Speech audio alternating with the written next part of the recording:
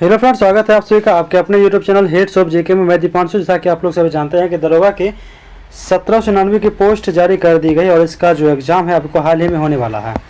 और इसके लिए क्या होता है कि आपका रिवीजन आप जितना ज़्यादा करें उसके लिए आपको उतना अच्छा होता है, रिवीजन ज़्यादा करना चाहिए। सेट नंबर 24 है आज heads of JK by Deepanshu, मेरा नाम है। सेट नंबर 24 है, इसके बाद एक ही सेट बचेगी, सेट नंबर 25। यानी जो मैं कहा था कि सेट 25 सेट की 25 क्लास वो मैं कवर करवा के रहूँगा और जल्द ही ये ख़त्म हो जाएगा, ठीक है। और कल इसकी लास्ट क्लास होने वाली है। प्रवर्तन अवर निरीक्षक दारोगा नियुक्ति परीक्षा का हल प्रश्न पत्र है, 26/3/2012 को यही हुई थी, स्मृति पर आधारित है। अब देखते हैं पहला question, set number 24।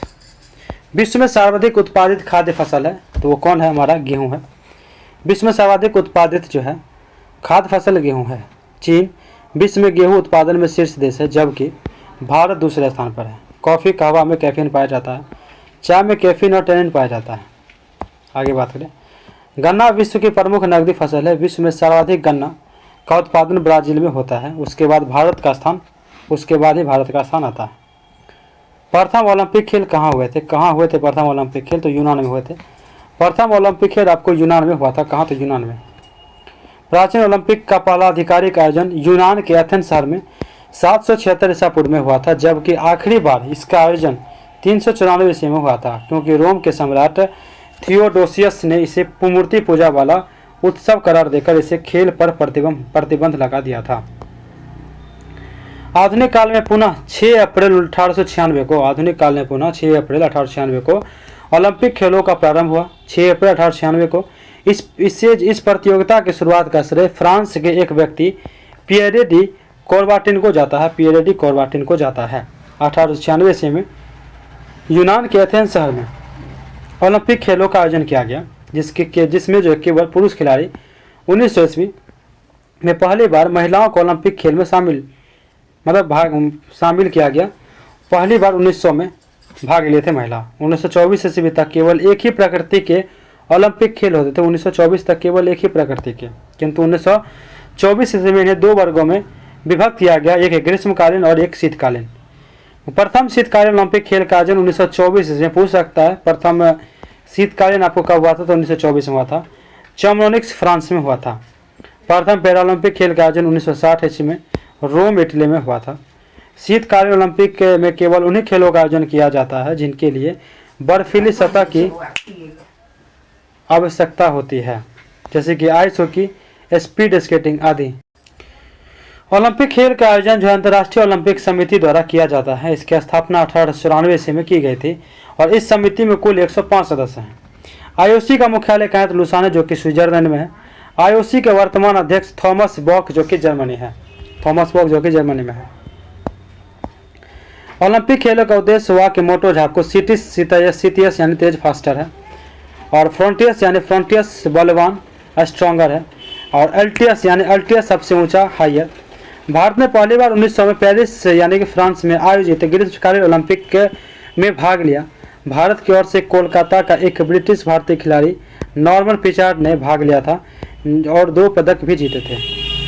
Tokyo Olympic जो कि 2021 में हुआ, भारत ने कुल 7 पदक जीते, 1 स्वर्ण पदक और 2 रजत और 4 कांस्य पदक। ये 2020 का है।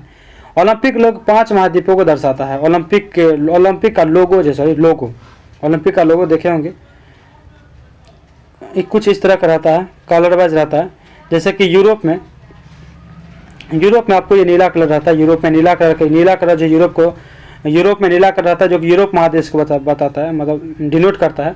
और एशिया में रहता है आपको पीला, पीला कलर। अफ्रीका रहता है आपका काला, ये अफ्रीका रहता है आपको काला, ठीक है। और ऑस्ट्रेलिया जो है आपका, ऑस्ट्रेलिया रहता है हरा, और अमेरिका आपका रहता है लाल। ये डिनोट करता है, ठीक है। 5 महादेश को ये पांचों डिनोट करता है।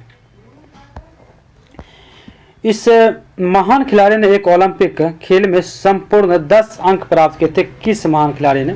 फेलिप्स हो जाएगा। फेलिप्स ने एक ओलंपिक खेल में संपूर्ण 10 अंक प्राप्त किए। एक ही ओलंपिक में सर्वाधिक स्वर्ण पदक जीतने वाले पुरुष खिलाड़ी यूएसए के तैराक माइकल फेलिप्स हैं। फेलिप्स को गोल्डन शार्क के रूप में भी जाना जाता है। गोल्डन शार्क, चौथा है अभिनव बिंद्रा ने ओलंपिक में स्वर्ण पदक इसमें जीता, किस में जीता? शूटिंग में जीता। अभिनव बिंद्रा ने ओलंपिक जो है शूटिंग में स्वर्ण पदक जीता था। Abhinav Bindra 10 metre air rifle स्पर्धा में भारत के एक प्रमुख निशानेबाज हैं। ये बीजिंग ओलंपिक 2008 में व्यक्तिगत स्पर्धा में स्वर्ण पदक जीतने वाले पहले खिलाड़ी बने थे। 5 नंबर, किस भारतीय द्वारा एक क्रिकेट टेस्ट मैच में सर्वाधिक विकेट का रिकॉर्ड किसके नाम है? तो ये हो जाएंगे कुंबले। किसी भारतीय द्वारा जो है एक क्रिकेट टेस्ट में सर्वाधिक विकेट लेने का रिकॉर्ड जो है अनिल कुंबले के नाम है। विश्व की सबसे ऊंची इमारत कहाँ है? तो ये दुबई में है, दुबई में।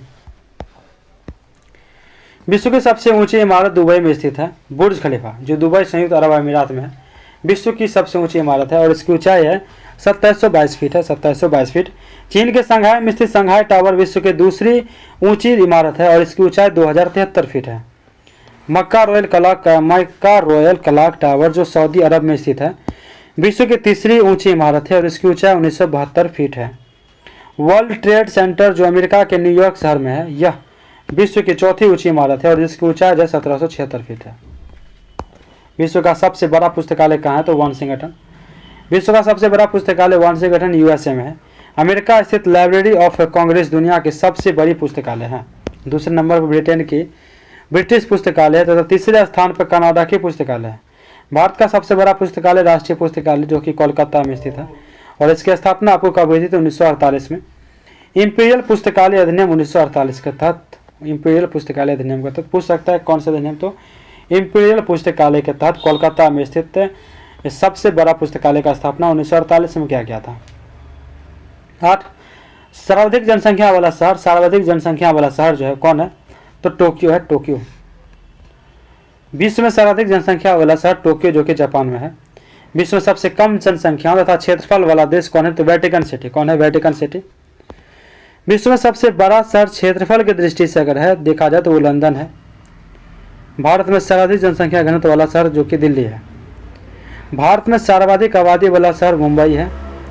विश्व जनसंख्या 11 जुलाई को मनाया जाता है, विश्व जनसंख्या दिवस 11 जुलाई को मनाया जाता है। 9 भारत में सबसे लंबा नदी कौन है? बना पुल जो है कहाँ पे है? तो बिहार में है, बिहार में है। वर्तमान में भूपेन हजारिका सेतु या ढोला सादिया सेतु भारत का सबसे लंबा पुल है जिसका उद्घाटन 26 मई 2017 को प्रधानमंत्री नरेंद्र मोदी द्वारा किया गया।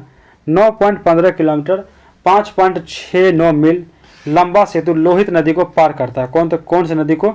तो लोहित नदी में बना है यह, जो ब्रह्मपुत्र नदी की एक मुख्य उपनदी है। यह पुल असम राज्य में है और असम ऑप्शन में नहीं था इसीलिए बिहार लगाना पड़ा, असम राज्य में स्थित है।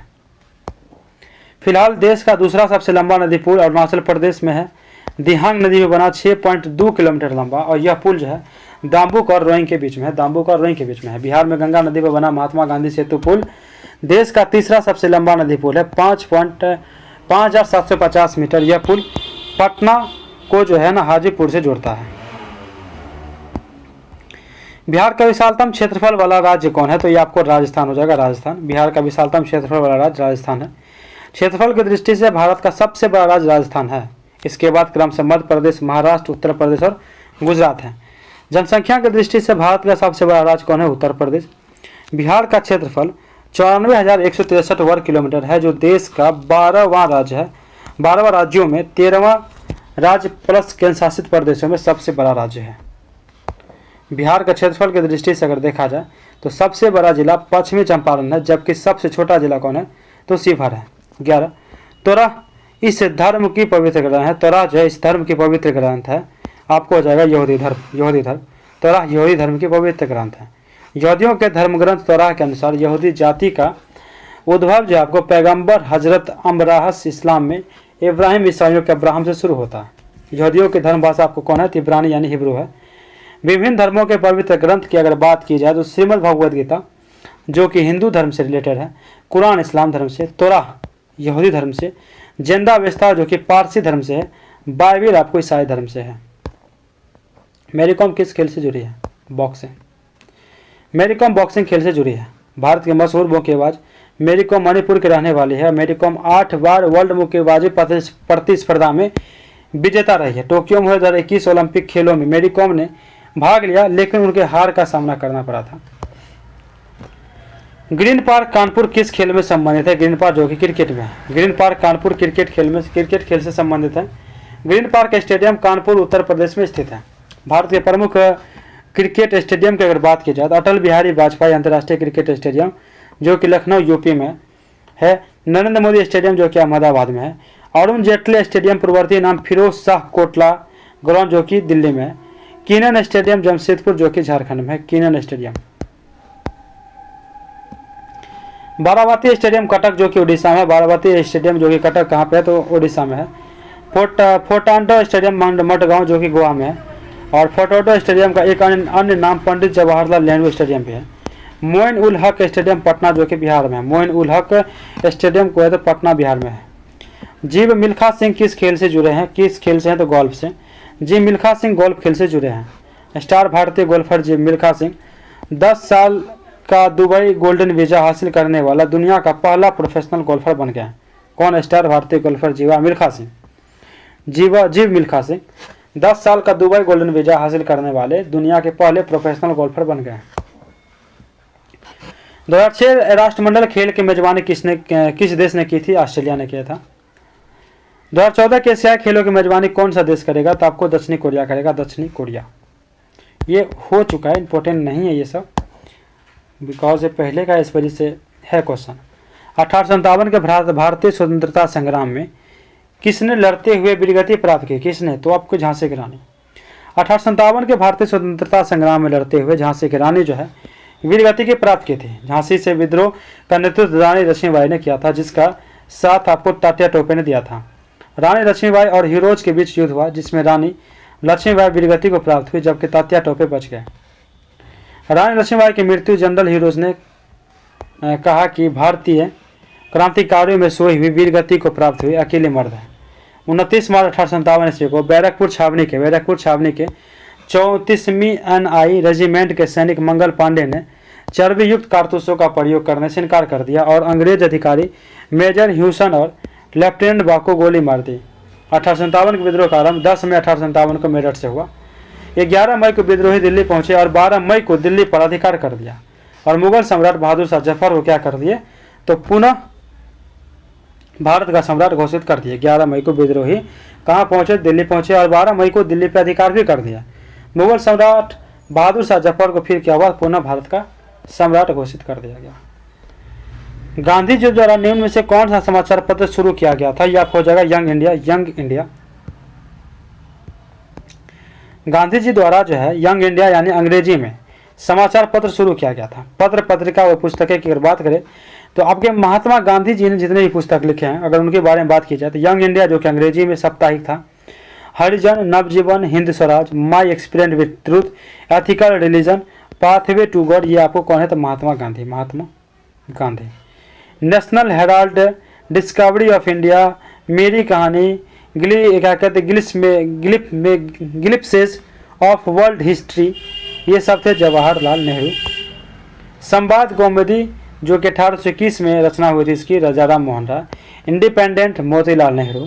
केसरी जो कि मराठी भाषा में थी और द मराठा जो कि अंग्रेजी भाषा में थी। और गीता रेस ये था आपके बीजी तिलक, बाल गंगाधर तिलक जो कि गरम दल के थे।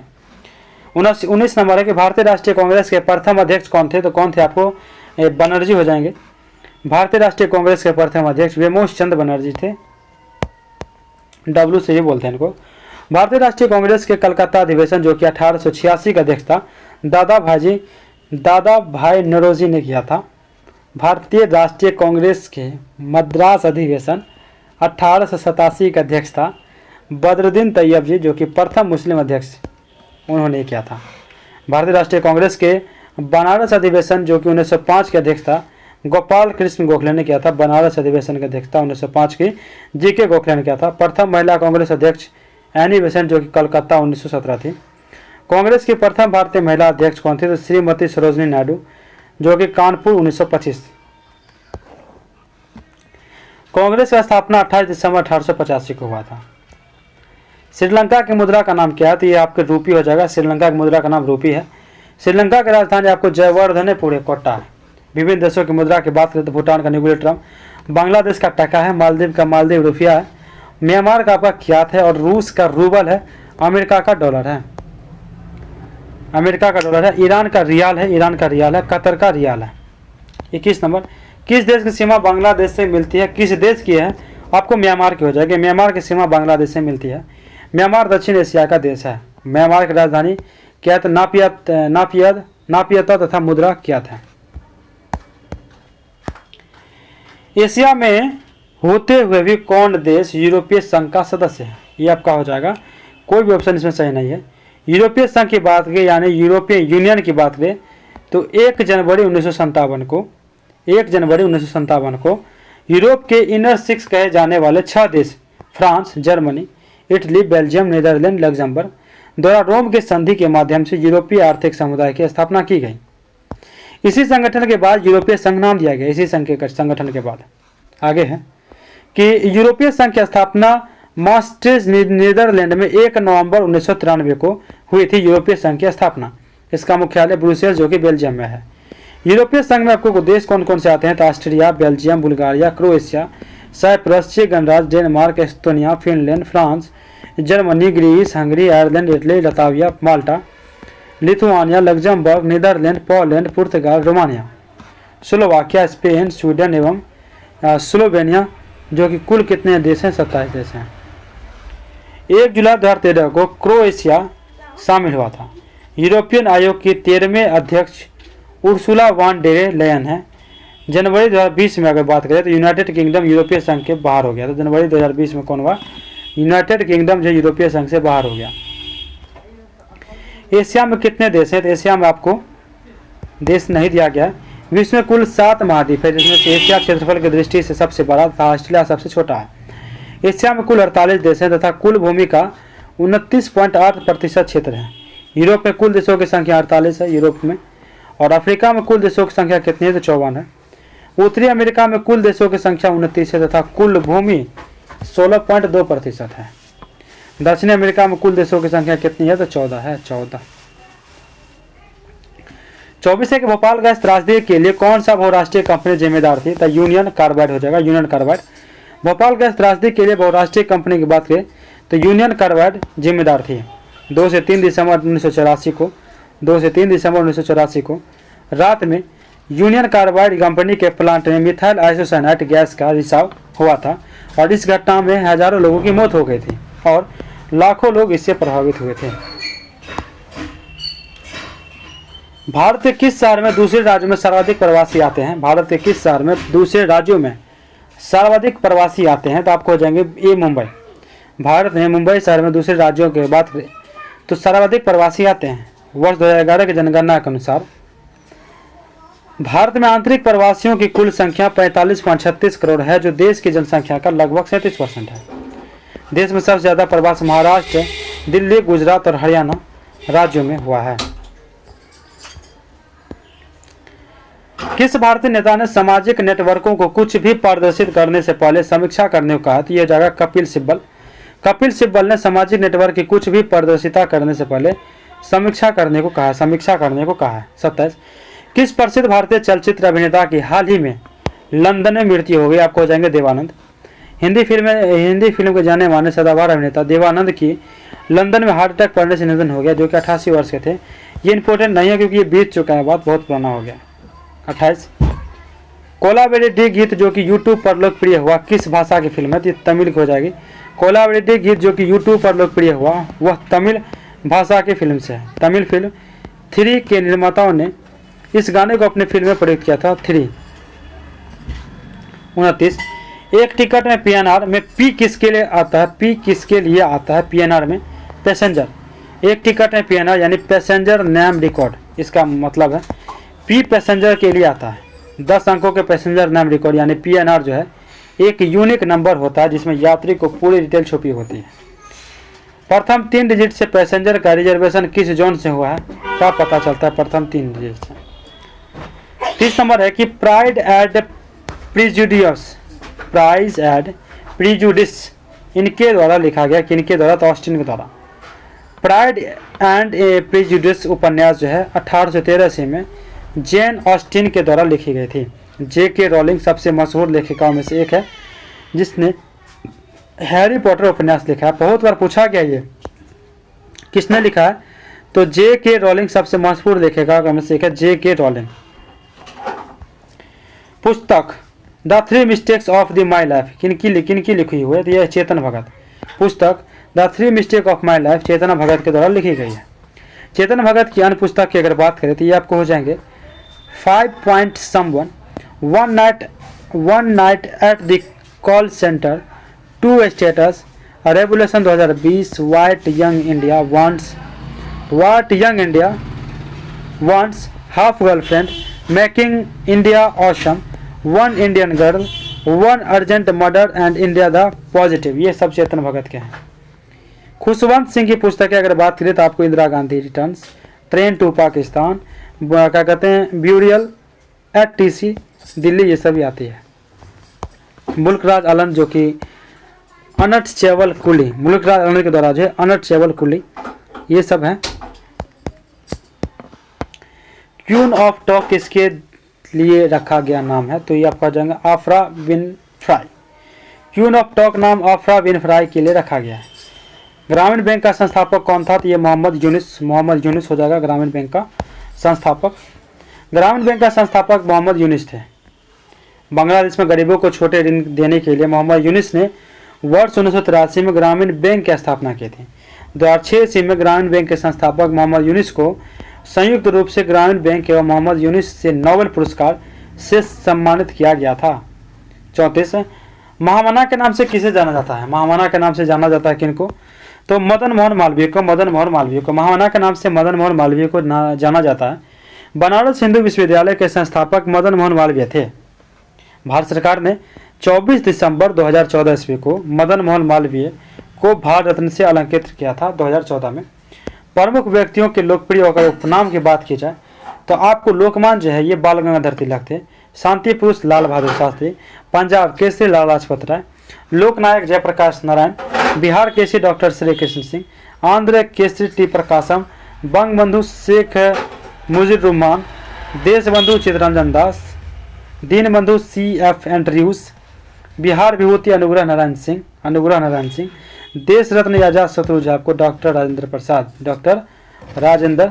प्रसाद। आगे की 35 नंबर, वर्ष 2010 में किस शहर में जर्मनी बेकरी विस्फोट कांड हुआ था? तो ये पुणे में 13 फरवरी 2010 को पुणे में एक जर्मन बेकरी बम विस्फोट हुआ था। कंपनी रिसर्च इन मोशन किसके निर्माण से संबंधित है? Blackberry. Research in motion blackberry brand के निर्माण से संबंधित है। सुगुल समिति इसके लिए नियुक्त की गई। सुगुल समिति किसके लिए नियुक्त की गई थी? 2010 कॉमनवेल्थ खेल के लिए। सुगुल समिति की नियुक्ति 2010 कॉमनवेल्थ खेल के लिए किया गया था। करंट की अगर कॉमनवेल्थ गेम की अगर बात की जाए तो कॉमनवेल्थ गेम जो है 2022 में, इससे पिछली बार 2022 ही हुआ है, जो कि बर्मिंघम इंग्लैंड में जो आयोजन हुआ था, बर्मिंघम इंग्लैंड में, ठीक है। और आगामी जो 2026 की अगर बात करें 2026 की, तो 2026 का आपका होगा कहाँ पे? तो स्कॉटलैंड में। कहाँ पे होगा? स्कॉटलैंड में SCL लिख देते हैं, SCL स्कॉटलैंड में आयोजन होगा।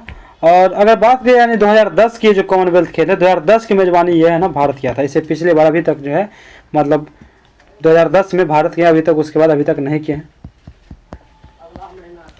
राष्ट्रमंडल खेलों की अनियमितताओं की जांच करने के लिए पूर्व नियंत्रक एवं महालेखा परीक्षक VK संगुल की अध्यक्षता में सुगुल समिति की नियुक्ति की गई थी, ठीक है। नियाग्रा फॉल्स यहाँ स्थित है। कहाँ पे? तो USA में। कहाँ पे है? तो USA में स्थित है। नियाग्रा फॉल्स जलप्रपात USA में स्थित है। नियाग्रा जलप्रपात सेंट लॉरेंस नदी पर स्थित है। विश्व के प्रमुख जलप्रपात की बात करें तो आपका नियाग्रा जो कि कनाडा एवं अमेरिका की सीमा पर ऊंचाई 53.6 मीटर है। आगे गरवानी जो कि फ्रांस में है, जिसकी ऊंचाई 422 मीटर है। डेल्ला जो कि कनाडा में है और इसकी ऊंचाई 440 मीटर है। ग्रेट कामराना जो कि गुआना में है, ऊंचाई 488 मीटर। रिबॉन जो कि कैलिफोर्निया में है, ऊंचाई 491 मीटर। स्विट्जरलैंड जो कि न्यूजीलैंड में 580 मीटर। विक्टोरिया जो कि जिम्बाब्वे एवं जाम्बिया की सीमा पर है, इसकी ऊंचाई 108 मीटर है। और कुकुबेनम जो कि वेंजुला में है, इसकी ऊंचाई 610 मीटर है। तुगेला जो कि दक्षिणी अफ्रीका में 947 मीटर। दक्षिण मंडल ऑफ ओशन नॉर्वे जो कि ऊंचाई 655 मीटर है। योसेमाइट कैलिफोर्निया में, जिसकी ऊंचाई 739 मीटर है। एंजिल जो कि वेंजुला में, ऊंचाई 1979 मीटर। एंजिल विश्व का सबसे ऊंचा जलप्रपात केरोनी नदी पर स्थित है। केरोनी नदी पर स्थित है। विक्टोरिया जलप्रपात जाम्बेजी नदी पर स्थित है, जाम्बेजी। और बायोमा जलप्रपात जो जायरे जो कि कांगो नदी पर स्थित है। बायोमा जलप्रपात जायरे कांगो नदी पर स्थित है। स्टेनली जलप्रपात कांगो जो कि जायरे नदी पर स्थित है। भारत के प्रमुख जलप्रपात की अगर बात की जाए तो कुचिकल जलप्रपात जो कि भारत में सबसे ऊंचा जलप्रपात है, कुचिकल, यह कर्नाटक में वराही नदी पर स्थित है। कावेरी नदी पर तमिलनाडु में होंगेन कल्लम तथा कर्नाटक राज्य में भारचुक्की और बालपुरी जलप्रपात अवस्थित है। ठीक है, आगे देखते हैं जलप्रपात और स्थिति, राज्य और ऊंचाई की अगर बात करें तो कुचिकल जलप्रपात जो आपको वराही नदी पे है, कर्नाटक राज्य में, इसकी ऊंचाई 455 मीटर है।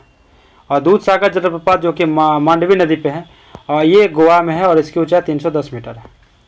जोग या गोरसोपा जो कि शरावती नदी पे है, कर्नाटक राज्य में है, 253 मीटर है। यन्ना कहाँ पे, नर्मदा नदी पे। यन्ना कहाँ है, नर्मदा नदी पे, और ये आपको मध्य प्रदेश में है और इसकी ऊंचाई 183 मीटर है। शिव समुद्र जो कि कावेरी नदी पे है और कर्नाटक राज्य में है, 90 मीटर इसकी ऊंचाई है। गोकक जो कि घाट प्रभा नदी पे स्थित है और कर्नाटक राज्य में 55 मीटर की उसकी ऊंचाई है। पायकारा जो कि पायकारा नदी पे है और तमिलनाडु में है। चुलिया जो कि चंबल नदी पे है, राजस्थान में, 18 मीटर। पुनासा जो कि चंबल नदी पे है, राजस्थान, ऊंचाई 12 मीटर। बिहार जो कि टोंस नदी पे है, टोंस नदी, और ये कहाँ है तो राजस्थान में और इसकी ऊंचाई है 100 मीटर।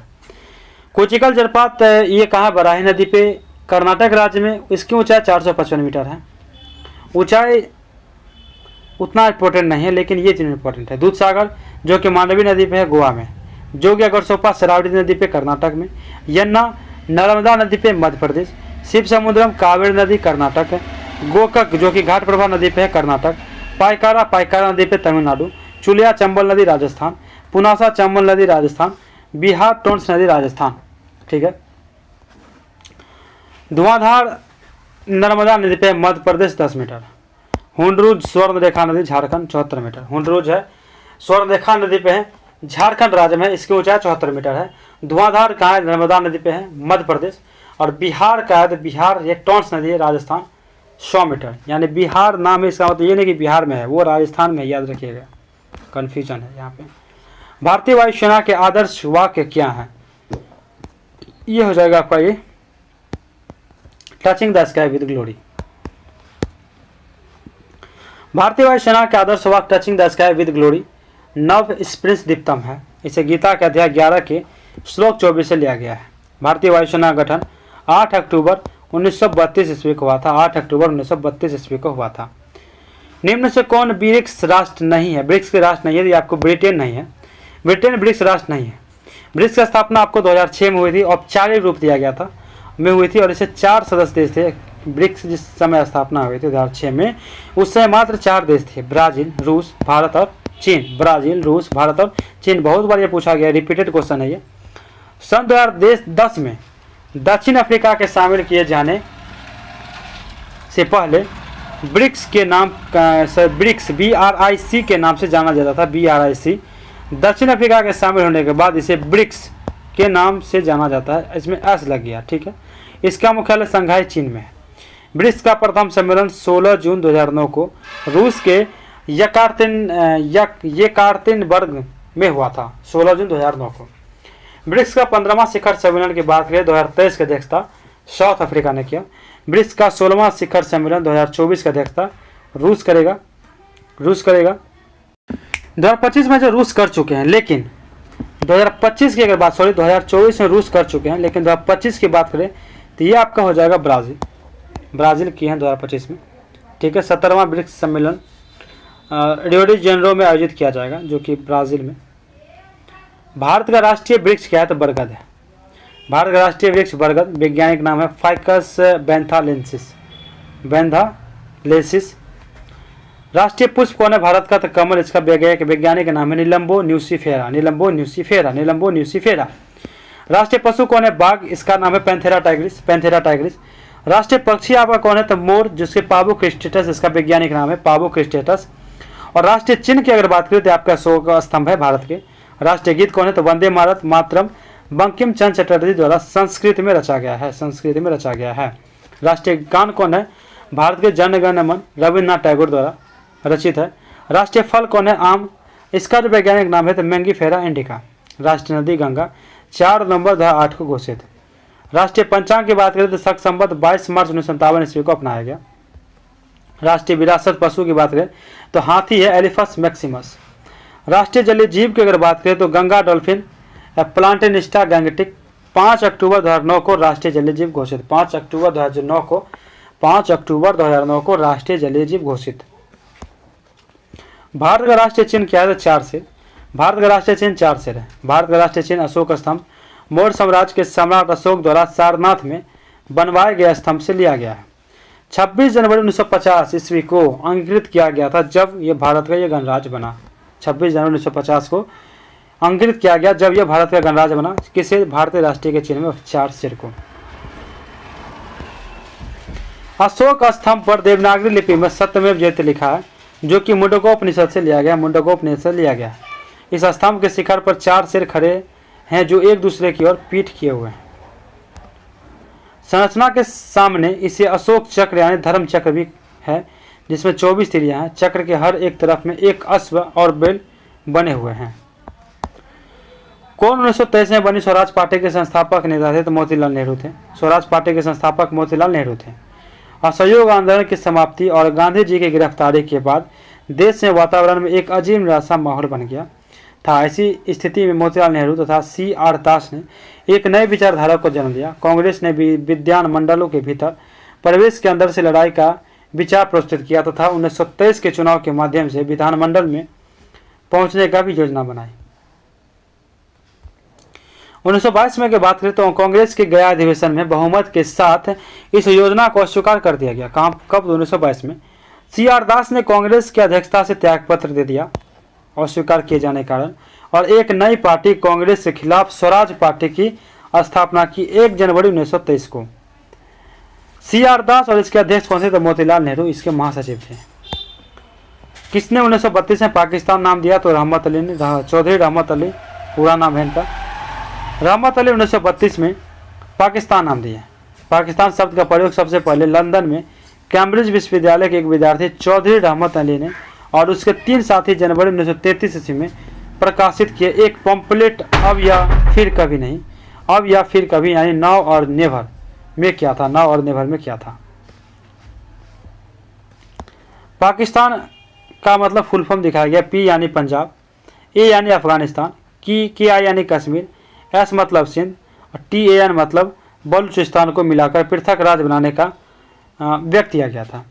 24 मार्च 1940 ईस्वी को मुस्लिम लीग के लाहौर अधिवेशन में अध्यक्षता करते हुए मोहम्मद अली जिन्ना ने भारत से अलग मुस्लिम राष्ट्र पाकिस्तान की मांग रखी थी। 24 मार्च 1940 को प्रथम बार। 45 इंदिरा गांधी द्वारा राष्ट्रीय आपातकाल की घोषणा कब की गई है? 1975 में। इंदिरा गांधी द्वारा राष्ट्रीय आपातकाल की घोषणा 1975 ईस्वी में की गई। इंदिरा गांधी की सरकार ने 25 जून 1975 ईस्वी को राष्ट्रीय आपातकाल घोषणा किया था और 21 महीनों तक चला था। भारतीय संविधान अनुच्छेद 352 में युद्ध, बाह्य आक्रमण तथा सशस्त्र विद्रोह के आधार पर आपातकाल लगाए जाने का प्रावधान है। आपातकाल लगाए जाने का प्रावधान है। भारत में अब तक कुल 3 बार राष्ट्रीय आपातकाल लगाया गया है। पहला राष्ट्रीय आपातकाल अक्टूबर 1962 में नेफा में चीनी आक्रमण के कारण लागू किया गया और यह जनवरी 1968 तक जारी रहा। दूसरा राष्ट्रीय आपातकाल दिसंबर 1971 में पाकिस्तान के आक्रमण के फलस्वरूप जारी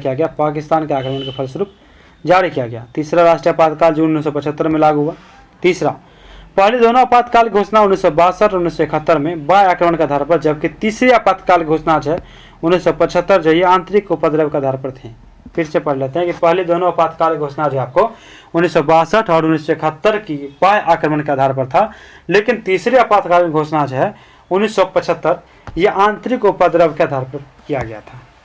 भारतीय संविधान में कितने अध्याय हैं? तो कितने अध्याय हैं? तो आपको हो जाएंगे 22। भारतीय संविधान में 22 अध्याय हैं।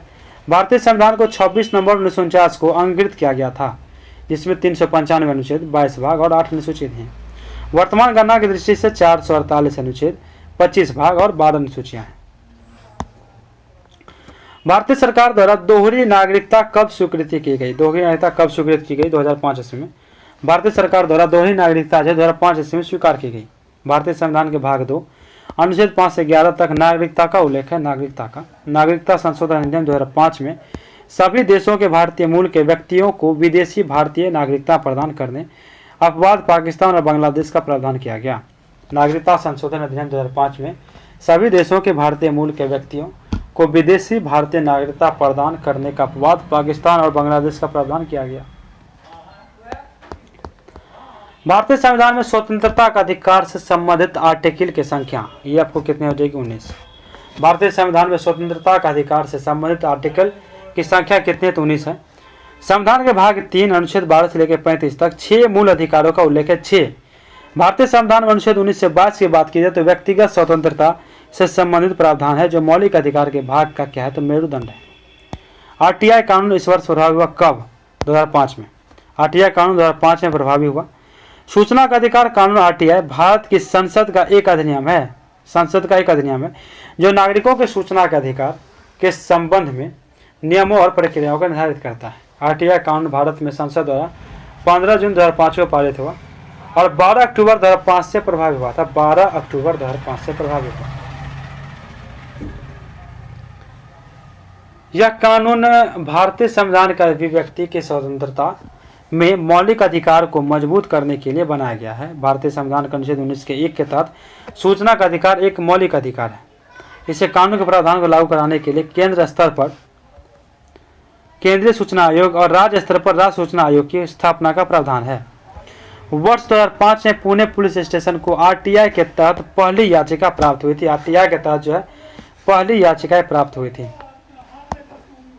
50 नंबर, भारतीय संसद के संयुक्त अधिवेशन की अध्यक्षता कौन करता है? तो स्पीकर या लोकसभा। भारतीय संसद के संयुक्त अधिवेशन की अध्यक्षता स्पीकर या लोकसभा करता है। भारतीय संविधान का अनुच्छेद 108 कहता है कि किसी विधेयक पर संसद के दोनों सदन लोकसभा तथा राज्यसभा के मध्य गतिरोध की स्थिति में संयुक्त बैठक की व्यवस्था की गई है।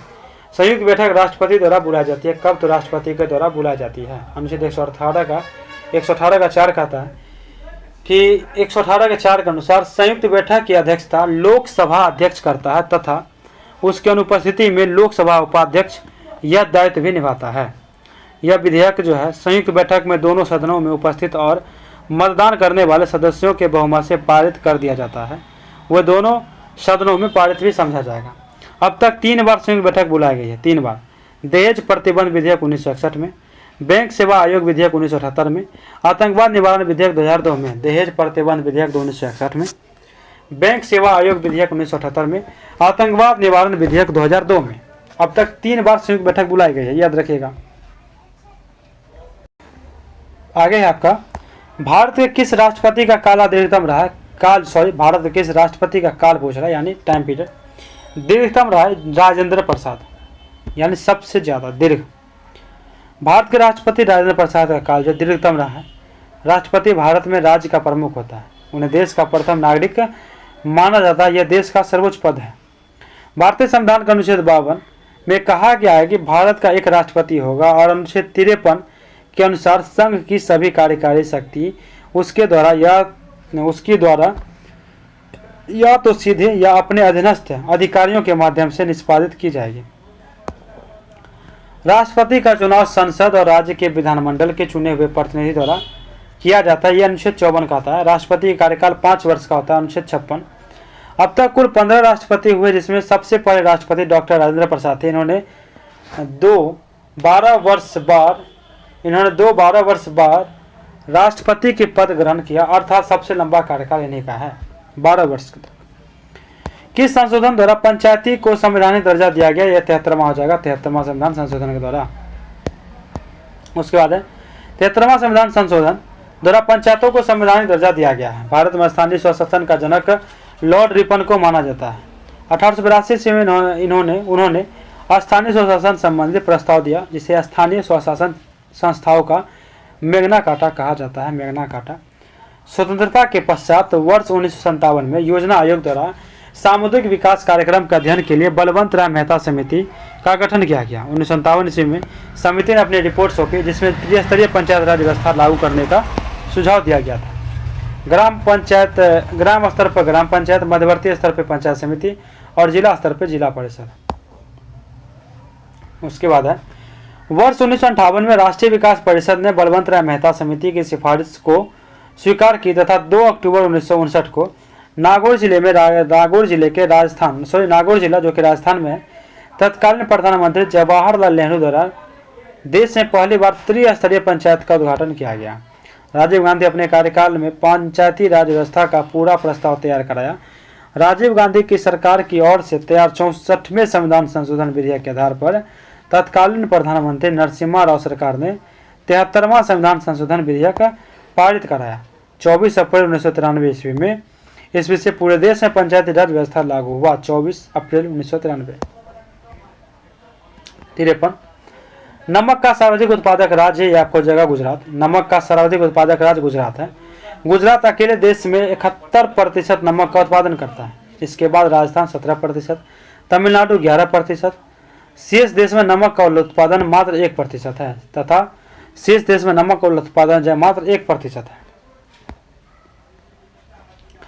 भारत इसका सबसे बड़ा उत्पादक एवं निर्यातक है। किसका? तो माइका का। किसका? माइका का। भारत माइका का सबसे बड़ा उत्पादक एवं निर्यातक है। अभ्रक माइका के उत्पादन एवं निर्यातक में भारत का विश्व में प्रथम स्थान है। स्रोत यानी ministry of mines and world reporter द्वारा 2021। गवर्नमेंट ऑफ इंडिया यहाँ से विश्व में मिलने वाली अच्छी किस्म का अभ्रक का 80% उत्पादन किया जाता है और भारत के उत्पादन का अधिकांश भाग विदेशों को निर्यात कर दिया जाता है। अर्थात भारत अभ्रक का सबसे बड़ा उत्पादक एवं निर्यातक है। तांबा एक भौतिक तत्व है। इसका संकेत कॉपर है। मानव सभ्यता के इतिहास में तांबे का प्रमुख स्थान है, क्योंकि प्राचीन काल में मानव द्वारा सबसे पहले प्रयुक्त धातु तांबा ही था तथा मध्य प्रदेश तांबा का सबसे बड़ा उत्पादक है। इसके बाद क्रमशः राजस्थान और झारखंड है। सीसा अथवा लेड का संकेत पीबी है। सीसा एक मुलायम नीलापन क्या कहते हैं, सीसा जो है सीसा अथवा लेड का संकेत क्या? पीबी है। सीसा एक मुलायम नीलापन लिए भूरा धातु है। सीसा बिहार तथा उदयपुर राजस्थान के पास जावर खाने में जिंक एक्स के साथ मिलते हैं। कृषि का भारतीय जीडीपी में लगभग प्रतिशत कितना योगदान है? कृषि का भारतीय जीडीपी में लगभग कितना प्रतिशत में योगदान है? तो 25 हो जाएगा। कृषि का भारतीय जीडीपी में लगभग 25% योगदान है। वर्तमान में कृषि एवं सहवर्ती क्षेत्र का भारतीय जीडीपी में लगभग 20% योगदान है। भारतीय अर्थव्यवस्था को 3 प्रमुख क्षेत्रों में वर्गीकृत किया गया। 3 एक हो जाएगा कृषि और संबंध क्षेत्र। इस क्षेत्र में वन और मत्स्य भी शामिल है। यह भारतीय अर्थव्यवस्था का प्राथमिक क्षेत्र है। स्वतंत्रता के समय भारत के जीडीपी में इस क्षेत्र का सबसे बड़ा हिस्सा लगभग 55% था। वर्तमान में 2021 भारतीय जीडीपी में कृषि 19.9% योगदान देता है, जबकि कृषि भारत के लगभग 53% जनसंख्या को रोजगार प्रदान करता है।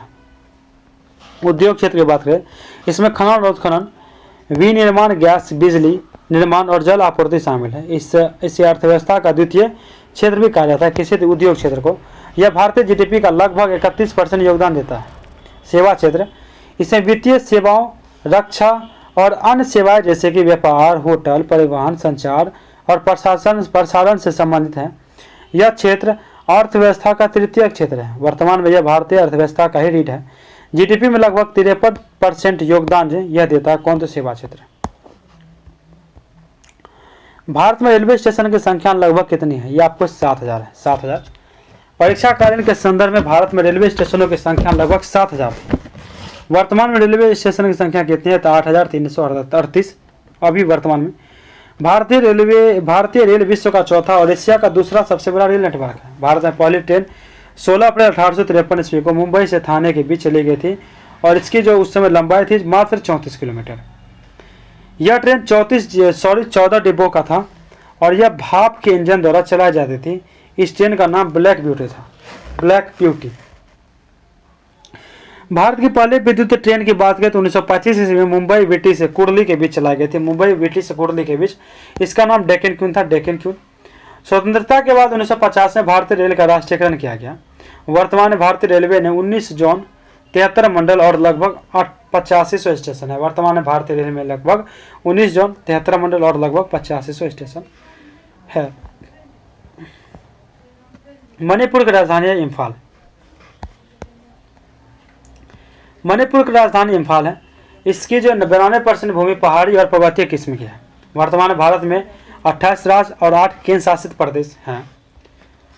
उसके बाद है कि वर्तमान में, ठीक है, पूर्वोत्तर राज्यों में क्या कहता है अरुणाचल प्रदेश, पूर्वोत्तर राज्यों में अरुणाचल प्रदेश, असम, मेघालय, मणिपुर, मिजोरम, नागालैंड, त्रिपुरा तथा सिक्किम आता है। शिलोंग मेघालय की राजधानी है। विश्व में सर्वाधिक वर्षा मेघालय के खासी पहाड़ी के दक्षिण में स्थित मानसीराम तथा मानसीराम स्थान पर होती है। गोवा की राजधानी कहाँ है तो पणजी है। किसे नवाबे का सर कहा जाता है? नवाबों का सर लखनऊ कहा जाता है। नवाबों का सर लखनऊ को। 59 सारनाथ स्तूप कहाँ से था? वाराणसी में। कहाँ तो वाराणसी में। सारनाथ स्तूप वाराणसी में स्थित है।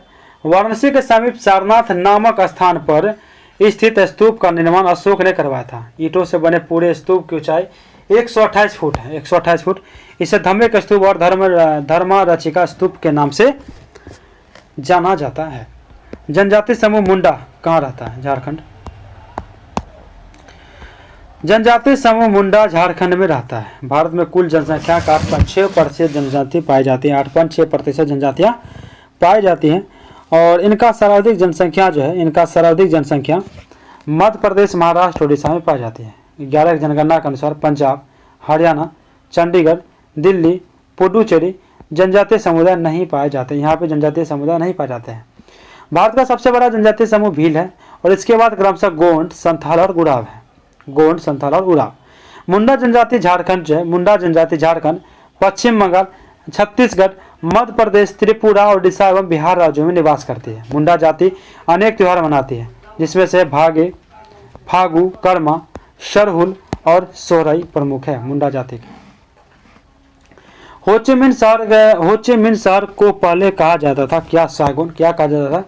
तो सागोन कहा जाता था। सागोन। होचिमिन शहर को पहले सागोन कहा जाता था। सागोन वियतनाम का सबसे बड़ा शहर है। वियतनाम का जो सागोन नदी के तट पर स्थित है। इस शहर का नाम आधुनिक वियतनाम के राष्ट्रपिता हो ची मिन के सम्मान पर हो ची मिन किया गया।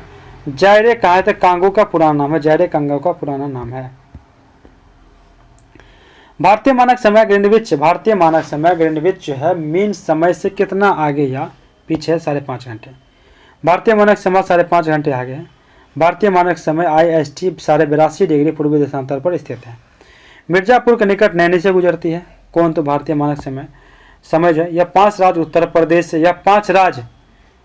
प्रदेश, मध्य प्रदेश, छत्तीसगढ़, उड़ीसा और आंध्र प्रदेश से गुजरती है। भारतीय मानक समय उसका देखते हैं। ये जो आपको दिया हुआ है 37 डिग्री 7 मिनट जम्मू कश्मीर इंदिरा कोल कहलाती है, यानी नॉर्थ।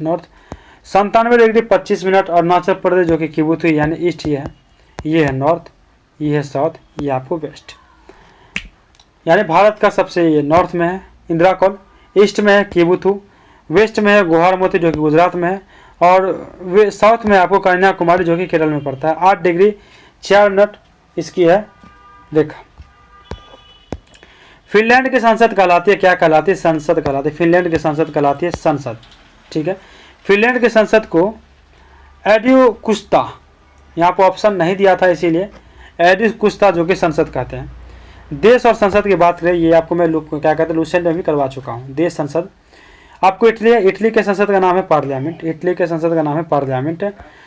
भारत का नाम है संसद। USA को बोलते हैं कांग्रेस। फ्रांस या पाकिस्तान दोनों को नेशनल असेंबली। डेनमार्क का फॉल्केटिंग। तुर्की का हो जाएगा, तुर्की का ग्रेट नेशनल असेंबली। अफगानिस्तान का सोरा। भूटान का त्सोंगडू। पोलैंड का आपका हो जाएगा शोजिम। इजराइल का नेसेट। इजराइल का संसद का नाम है नेसेट। ईरान का मजलिस।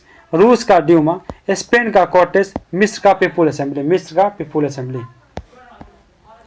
यूके का राष्ट्रीय पुष्प है आपको, यूके का राष्ट्रीय पुष्प आपका हो जाएगा गुलाब। यूके का राष्ट्रीय पुष्प गुलाब है। प्रमुख देशों के राष्ट्रीय फूल की बात करें, यूके का राष्ट्रीय फूल गुलाब, भारत का कमल, फ्रांस का लिली, जापान का गुलदाउदी, न्यूजीलैंड का फर, जापान का गुलदाउदी, फ्रांस का लिली, भारत का कमल, यूके का गुलाब, कनाडा का मेपल का पत्ता, ऑस्ट्रेलिया का गोल्ड बैटल। रूस का राष्ट्रीय पशु कौन है? क्या कैमोमाइल है। रूस का राष्ट्रीय पशु, सॉरी राष्ट्रीय पुष्प, रूस का जो राष्ट्रीय पुष्प है आपको कैमोमाइल है। बांग्लादेश का राष्ट्रीय पुष्प है वाटर लिली। यूएसए का राष्ट्रीय पुष्प जो है गोल्डन रोज। श्रीलंका का राष्ट्रीय प्रतीक अगर बात करें, श्रीलंका का राष्ट्रीय प्रतीक आपका हो जाएगा सोने का सिर। श्रीलंका का राष्ट्रीय प्रतीक सोने का सिर है। प्रमुख देशों के राष्ट्रीय चिन्ह की बात करें तो अशोक, भारत है, भारत अशोक स्तंभ। तुर्की का चांद तारा। नीदरलैंड नॉर्वे जो कि सिर। रूस का है डबल हेडेड ईगल। और स्पेन का है ईगल। यूएसए जाकर गोल्डन रोड। डेनमार्क का समुद्री तट। और बांग्लादेश का है वाटर लिली। राष्ट्रीय चिन्ह भारत का अशोक स्तंभ, तुर्की का चांद तारा, नीदरलैंड नॉर्वे का सिर, रूस का डबल हेडेड ईगल, स्पेन का ईगल, यूएसए का गोल्डन रोड, डेनमार्क का समुद्री तट, बांग्लादेश का वाटर लिली। निम्न से कौन से एक महत्वपूर्ण हरित गृह गैस है? कार्बन डाइऑक्साइड एक हरित गृह गैस है। कोई भी गैस जो सूर्य से आने वाले लघु तरंगीय विकिरण को पृथ्वी पर आने देती है, लेकिन पृथ्वी से वापस जाने वाले दीर्घ तरंगीय विकिरण को अवशोषित कर पृथ्वी का तापमान बढ़ा देती है, ग्रीन हाउस गैस कहलाती है। वातावरण में प्राकृतिक रूप से पाए जाने वाले greenhouse gas carbon dioxide CO2, जलवाष्प methane CH4, ozone O3, nitrous oxide N2O, फ्लोरीनीकृत गैस है। मानव रहित greenhouse gas chlorofluorocarbon CFC5, hydrofluorocarbon HC5 और perfluorocarbon PFC5, sulphur hexa collate SF6 है। निम्न से कौन एक संरक्षित जीव मंडल का नाम नहीं है? यह हो जाएगा नागरहोल एक संरक्षित जीव मंडल का नाम नहीं है। नागरहोल राष्ट्रीय उद्यान जो कि कर्नाटक के मैसूर में स्थित है। जीव मंडल नीचे क्या कहते हैं, नीचियों की सूची अगर बात करें तो नामी, तिथि और राज्य, ठीक है, जिसमें डेट हम नहीं पढ़ेंगे, बस तिथि पढ़ेंगे, मतलब ईस्वी। आगे के जीव मंडल नीचियों की सूची: नाम व क्षेत्रफल किलोमीटर स्क्वायर और नामी, तिथि, राज्य, ठीक है। नीलगिरी जो कि 5520 किलोमीटर स्क्वायर में फैला हुआ है, ये 1986 में हुआ था। राज्य कर्नाटक, केरल, तमिलनाडु। डेट नहीं इंपॉर्टेंट है, इस भी याद रखते हैं, 1986। नीलगिरी जिसका जो क्षेत्रफल है 5520 किलोमीटर स्क्वायर में, वर्ग किलोमीटर में है, 1986 में यह नामित किया गया था जीव मंडल नीचियों की सूची में। इसका जो विस्तार है कर्नाटक, केरल, तमिलनाडु में है। नंदा देवी जो कहाँ है? उत्तराखंड में। ऐसे पढ़ते हैं, नंदा देवी कहाँ है? उत्तराखंड में। 1988 में यह नामित किया गया था और इसका जो विस्तार है 5860.69 वर्ग किलोमीटर है। और उसके बाद है आपको नौकरेक कहाँ है? नौकरेक भी आपको है कहाँ पे? तो ये मेघालय में। नौकरेक कहाँ है? मेघालय में। नंदा देवी उत्तराखंड में है। नौकरेक कहाँ है? मेघालय में।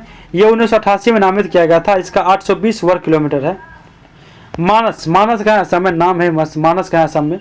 और ये जो 1989 ईस्वी में नामित किया गया था और इसका विस्तार यानी इसका जो क्षेत्रफल है 2837 किलोमीटर स्क्वायर है। सुंदरवन होगा, नाम से लग रहा है ये पश्चिम बंगाल में होगा। सुंदरवन पश्चिम बंगाल में और इसका विस्तार है 9630 वर्ग किलोमीटर और ये 1989 में नामित किया गया था। आगे है मन्नार खाड़ी जिसका जो विस्तार है 10,500 वर्ग किलोमीटर है। ये तमिलनाडु में 1989 में नामित किया गया था। ग्रेट निकोबार जिसकी जो है 885 वर्ग किलोमीटर है क्षेत्रफल, 1989 में नामित किया गया था। अंडमान निकोबार द्वीप समूह में है। सिमलीपाल जो कि कहाँ है? उड़ीसा में, याद रखिएगा। 1994 में नामित किया गया था। 4374 वर्ग किलोमीटर है इसका क्षेत्रफल। डिब्रू साइकोबा 765 वर्ग किलोमीटर है और ये आपको असम में और ये 1997 में नामित किया गया था, 1997 में। आगे है दिहांग दबांग ये कहाँ आपको? अरुणाचल प्रदेश में। कहाँ है? अरुणाचल प्रदेश में। और इसे जो है 1998 में नामित किया गया था। इसका विस्तार 511.56 वर्ग किलोमीटर है। ये विस्तार ये सब भी नहीं पूछेगा, बस आपको ये याद रखना, यानी कहाँ पे है कौन। पंचमढ़ी कहाँ आपको? मध्य प्रदेश है। पंचमढ़ी कहाँ है? मध्य प्रदेश में। और इसका जो विस्तार है 4981.72 वर्ग किलोमीटर है। 1999 में ये नामित किया गया था। कंचनजंगा कहाँ पे है? तो ये सिक्किम में। कंचनजंगा सिक्किम में। ये 2080 में नामित किया गया था और इसके जो विस्तार है 2619.92 है। अगस्त्यामला जो कि केरल में, अगस्त्यामला कहाँ तो केरल में, और इसका जो विस्तार है ये 3500.36 वर्ग किलोमीटर में, और ये 2001 में नामित किया गया था। अच्छा क्या कहता है, अचानक कमार अमरकंटक जिसका विस्तार 3835.51 वर्ग किलोमीटर है, 2005 में नामित किया गया था, छत्तीसगढ़ मध्य प्रदेश में पड़ता है। कच्छ 12,454 वर्ग किलोमीटर 2008 में नामित किया गया, जो कि गुजरात में है। ठंडा रेगिस्तान 7,770 वर्ग किलोमीटर, जो कि 2009 में नामित किया गया था, ये आपको हिमाचल प्रदेश में। शेषाचलम जो कि कहाँ पे, आंध्र प्रदेश में, शेषाचलम का आंध्र प्रदेश में, और ये इसका विस्तार 4,755.997 वर्ग किलोमीटर है, और इसका जो है 2010 में ये नामित किया गया था। पन्ना का विस्तार है 2,998.98 वर्ग किलोमीटर, 2011 में नामित किया गया था, और ये आपको मध्य प्रदेश में। एक बार क्या करते हैं, सभी का नाम और सिर्फ राज्य पढ़ लेते हैं, क्योंकि नाम राज्य ही इंपॉर्टेंट है। नीलगिरी आपको है कर्नाटक, केरल, तमिलनाडु। नंदा देवी उत्तराखंड। नौकरेक करता है मेघालय। मानस पड़ता है असम। सुंदरवन पड़ता है पश्चिम बंगाल। मन्नार खाड़ी ये तमिलनाडु। ग्रेट निकोबार ये अंडमान निकोबार द्वीप समूह। उसके बाद सिमलीपाल है आपको उड़ीसा। डिब्रू साइकोबा ये असम में। दिबांग हो जाएगा अरुणाचल प्रदेश। पंचमढ़ी हो जाएगा मध्य प्रदेश। कंचनजंगा सिक्किम। अगस्त्यामला हो जाएगा केरल। क्या अचानक कमार या अमरकंटक ये हो जाएगा छत्तीसगढ़ मध्य प्रदेश। कच्छ हो जाएगा गुजरात में, और ठंडा रेगिस्तान हो जाएगा हिमाचल प्रदेश में। शेषाचलम हो जाएगा आंध्र प्रदेश में। पन्ना हो जाएगा मध्य प्रदेश में, और ये है क्या, तो जीव मंडल है। लघु गुणक इनके द्वारा विकसित किया गया था, किनके द्वारा, तो नेपियर के द्वारा। लघु गुणक का आविष्कार स्कॉटलैंड के गणितज्ञ जॉन नेपियर ने किया, उनके द्वारा किया गया था। सर आइजैक न्यूटन इंग्लैंड के एक वैज्ञानिक थे, जिन्होंने गुरुत्वाकर्षण का नियम और गति का सिद्धांत की खोज की। जॉन डाल्टन ने परमाणु की खोज किया था। एफपीएस पद्धति में द्रव्यमान की इकाई है, क्या है, तो पाउंड। एफपीएस पद्धति में द्रव्यमान की इकाई की बात करें तो पाउंड है। भौतिक राशियों में मापन के लिए 4 पद्धति प्रचलित है। CGS centimetre gram second system जिसको बोलते हैं, इनका फुल फॉर्म है।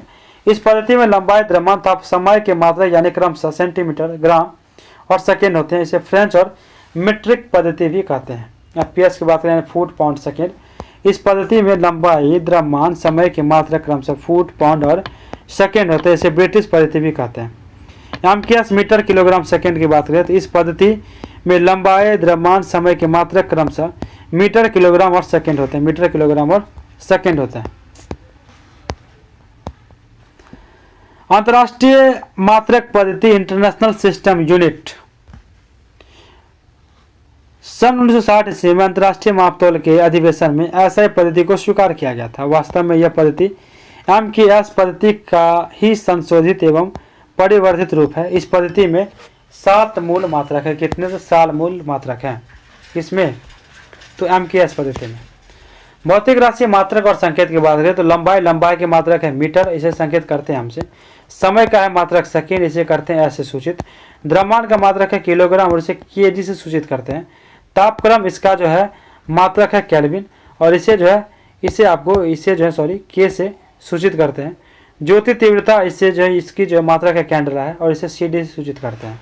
विद्युत धारा इसका मात्रक है एम्पियर, और इसका संकेत ये है। पदार्थ का परिमाण इसका है मोल मात्रक है, इसे मोल से सूचित करते हैं, मोल से।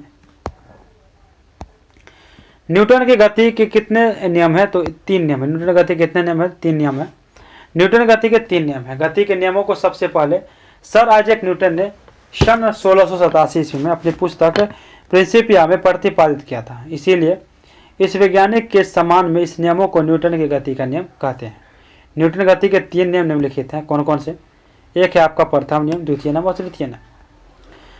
प्रथम नियम की बात करें तो कोई वस्तु विराम अवस्था में है तो वह विराम अवस्था में ही रहेगी, और यदि वह एक समान गति से किसी सीधी रेखा में चल रही है तो वो ऐसे ही चलती रहेगी जब तक कि उस पर कोई बाहरी बल लगाकर उसकी अवस्था में परिवर्तन ना किया जाए। यह आपका क्या है, तो प्रथम नियम। द्वितीय नियम, किसी वस्तु पर आरोपित बल उस वस्तु के द्रव्यमान तथा बल की दिशा में उत्पन्न त्वरण के गुणनफल के बराबर होता है। यदि m द्रव्यमान की वस्तु F बल आरोपित करने से उसमें बल की दिशा में अल्फा क्या कहते हैं, एक्सेलरेशन यानी त्वरण उत्पन्न होता है, तो द्वितीय नियम अनुसार F = ma। तृतीय नियम की बात करते हैं, इस नियम के अनुसार प्रत्येक क्रिया के बराबर परंतु विपरीत दिशा की प्रतिक्रिया होती है। एक अश्वशक्ति कितने वाट के होते हैं, अश्वशक्ति कितने वाट के होते हैं ये बताना है। 746 वाट। एक अश्वशक्ति 746 वाट के बराबर होती है। अश्वशक्ति अर्थात हॉर्स पावर यानी एचपी शक्ति की मापन इकाई है। यह एक गैर ऐसा इकाई है। हॉर्स पावर शब्द का सबसे पहले उपयोग 18वीं शताब्दी के अंतिम काल यानी स्कॉटलैंड के इंजीनियर जेम्स वाट ने किया था। इसने वाष्प ईंधन से मिलने वाली शक्ति की तुलना अश्व यानी घोड़ों की खींचने की शक्ति से की है। अश्व यानी घोड़ों की शक्ति से की है। किसने किया था? तो जेम्स वाट। ठीक है, जेम्स वाट ने किया था। इंद्रधनुष में सबसे बाहर की ओर जो रंग होता है वो कौन सा रंग होता है इंद्रधनुष में? ये हो जाएगा लाल। क्या हो जाएगा? लाल रंग हो जाएगा। लाल, लाल हो जाएगा। इंद्रधनुष में सबसे बाहर की ओर जो है लाल रंग होता है। इंद्रधनुष का निर्माण प्रकाश की 3 प्रक्रिया पूर्ण आंतरिक परावर्तन, अपवर्तन और वर्ण विक्षेपण का परिणाम है। सूर्य प्रकाश का किसी प्रिज्म से होकर गुजरने के 7 रंगों की किरणों में टूटना प्रकाश का वर्ण विक्षेपण कहलाता है। 7 रंग जैसे कि विविगोर में सबसे अधिक विक्षेपण बैगनी रंग तथा सबसे कम लाल रंग होता है। इसका तरंगदैर्घ्य आपका 3900 डिग्री एंगस्ट्रॉम से लेकर 7800 एंगस्ट्रॉम के बीच होता है। प्रकाश के प्रकीर्णन के कारण ही आकाश नीला दिखाई देता है। लाल रंग का तरंगदैर्घ्य सर्वाधिक होता है जबकि बैगनी रंग का तरंगदैर्घ्य सबसे कम होता है। इंद्रधनुष 2 प्रकार के होते हैं। कितने? 2 प्रकार के।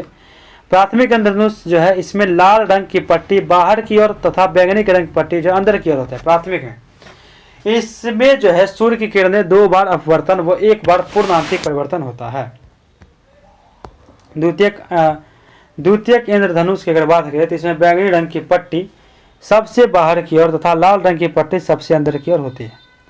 सूर्य की किरणें को 2 बार अपवर्तन व 2 बार पूर्ण आंतरिक परिवर्तन होता है। सूर्य की किरणें को 2 बार अपवर्तन व 2 बार पूर्ण आंतरिक परिवर्तन होता है। फ़ारेनहाइट तापमापी ऊपरी तथा निचले बिंदु के मध्य कितना अंतराल होता है? तो 180। फ़ारेनहाइट तापमापी ऊपरी तथा निचले बिंदु के मध्य 180 का अंतराल होता है। 180 का। ताप मापने के लिए जो उपकरण प्रयोग में लाया जाता है उसे तापमापी यानी थर्मामीटर कहते हैं। पराश्रवी ध्वनि की आवृत्ति, पराश्रव्य ध्वनि की आवृत्ति कितनी होती है? तो लेस देन 20,000 हर्ट्ज होती है यानी ग्रेटर देन 20,000 हर्ट्ज से ज़्यादा। पराश्रव्य ध्वनि की आवृत्ति 20,000 से ज़्यादा होती है। 20,000 हर्ट्ज से ज़्यादा होती है। यांत्रिक तरंग को उनकी आवृत्ति परिसर के आधार पर मुख्यतः 3 भागों में विभाजित किया गया यांत्रिक तरंगों को। अब देखते हैं तरंग की बात करें तो श्रव तरंगे, अवश्रव तरंगे यानी पराश्रव तरंगे 3 प्रकार के। श्रव, अवश्रव, पराश्रव। श्रव तरंग क्या है कि 20 हर्ट्ज से लेकर 20,000 हर्ट्ज तक हमारे कान से सुन सकते हैं। हमारे कान से श्रव सुन सकते हैं। अपश्रव क्या है? 20 हर्ट्ज से कम ये तरंग हमें सुना नहीं देती है। पराश्रव क्या है? 20,000 से अधिक कुछ जानवर जैसे कि कुत्ता, बिल्ली, चमगादड़ आदि सुन सकते हैं। उपयोग में अगर देखें तो संकेत भेजने में, समुद्र की गहराई का पता लगाने में इसका उपयोग किया जाता है। रेडियो सक्रियता पदार्थ भंडारित करने के लिए बने पात्र इसमें बने होते हैं। तो इसके लेड किसके बने होते हैं? तो लेड के।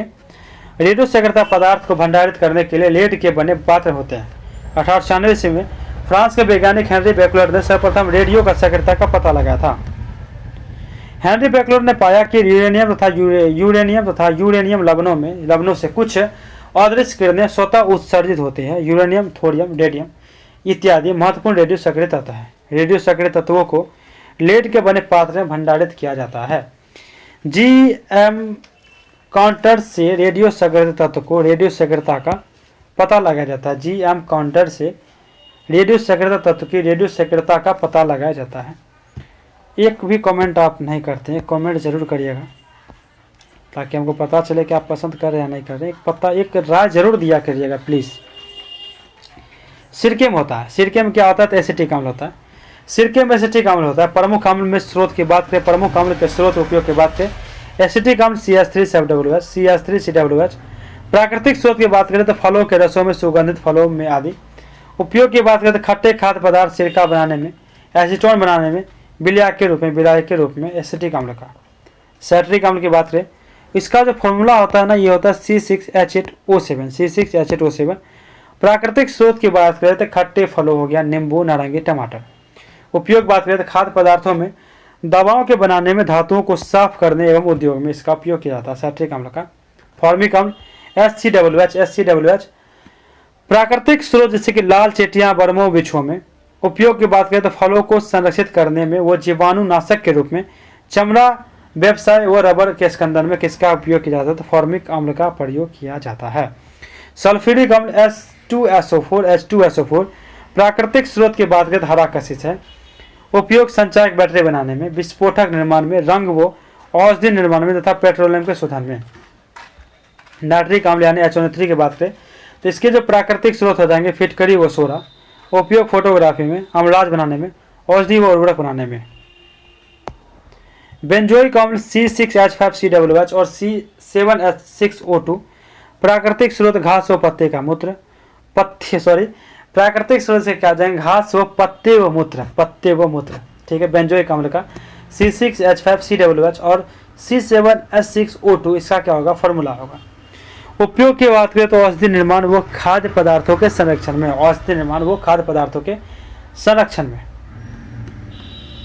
ऑक्जेलिक अम्ल की बात करें HOOCCOOH प्राकृतिक स्रोत की बात करें तो सारल के वृक्ष। उपयोग अगर देखें तो फोटोग्राफी में, चमड़े के व्यंजक के रूप में, कपड़ों के छपाई व रंगाई में, कपड़ों से स्याही के धब्बे हटाने में। मौलिक अम्ल की बात करें तो C4H6O5 इसका फॉर्मूला होता है।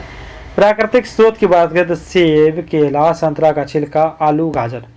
उपयोग सौंदर्य प्रसाधनों में, त्वचा की सुरक्षा में, प्रयुक्त उत्पादों में इसका प्रयोग किया जाता है। मौलिक अम्ल जो है इसका फॉर्मूला होता है आपका C4H6O5। प्राकृतिक स्रोत इसका क्या है? सेब, केला, संतरा का छिलका, आलू, गाजर। और इसका उपयोग हो जाएगा सौंदर्य प्रसाधन में, त्वचा की सुरक्षा में, प्रयुक्त उत्पादों में। दूध में लैक्टिक अम्ल पाया जाता है। दूध में क्या पाया जाता है? लैक्टिक अम्ल। हाइड्रोक्लोरिक अम्ल में HCl पेट में पाया जाता है। हाइड्रोक्लोरिक अम्ल HCl पेट में पाया जाता है। निम्न से कौन जल में घोलने पर विद्युत का चालन नहीं करता है? तो ये हो जाएगा आपका चीनी जल में घोलने पर विद्युत का चालन नहीं करता है। विलयनों में अशुद्ध यानी शुद्ध जल विद्युत का चालक नहीं होता है, परंतु यदि जल में कोई अम्ल, क्षार या लवण घुला हुआ हो तो वह चालक हो जाता है। अम्लों, क्षारों तथा लवणों के जलीय विलयनों में विद्युत धारा का प्रवाह धनात्मक तथा ऋणात्मक दोनों प्रकार के आवेशों की गति से होता है। विद्युत सेलों के विलयनों में भी विद्युत धारा का प्रवाह इसी प्रकार होता है। विद्युत सेलों के विलयनों में भी जो है विद्युत धारा का प्रवाह कैसा होता है? तो इसी प्रकार से होता है।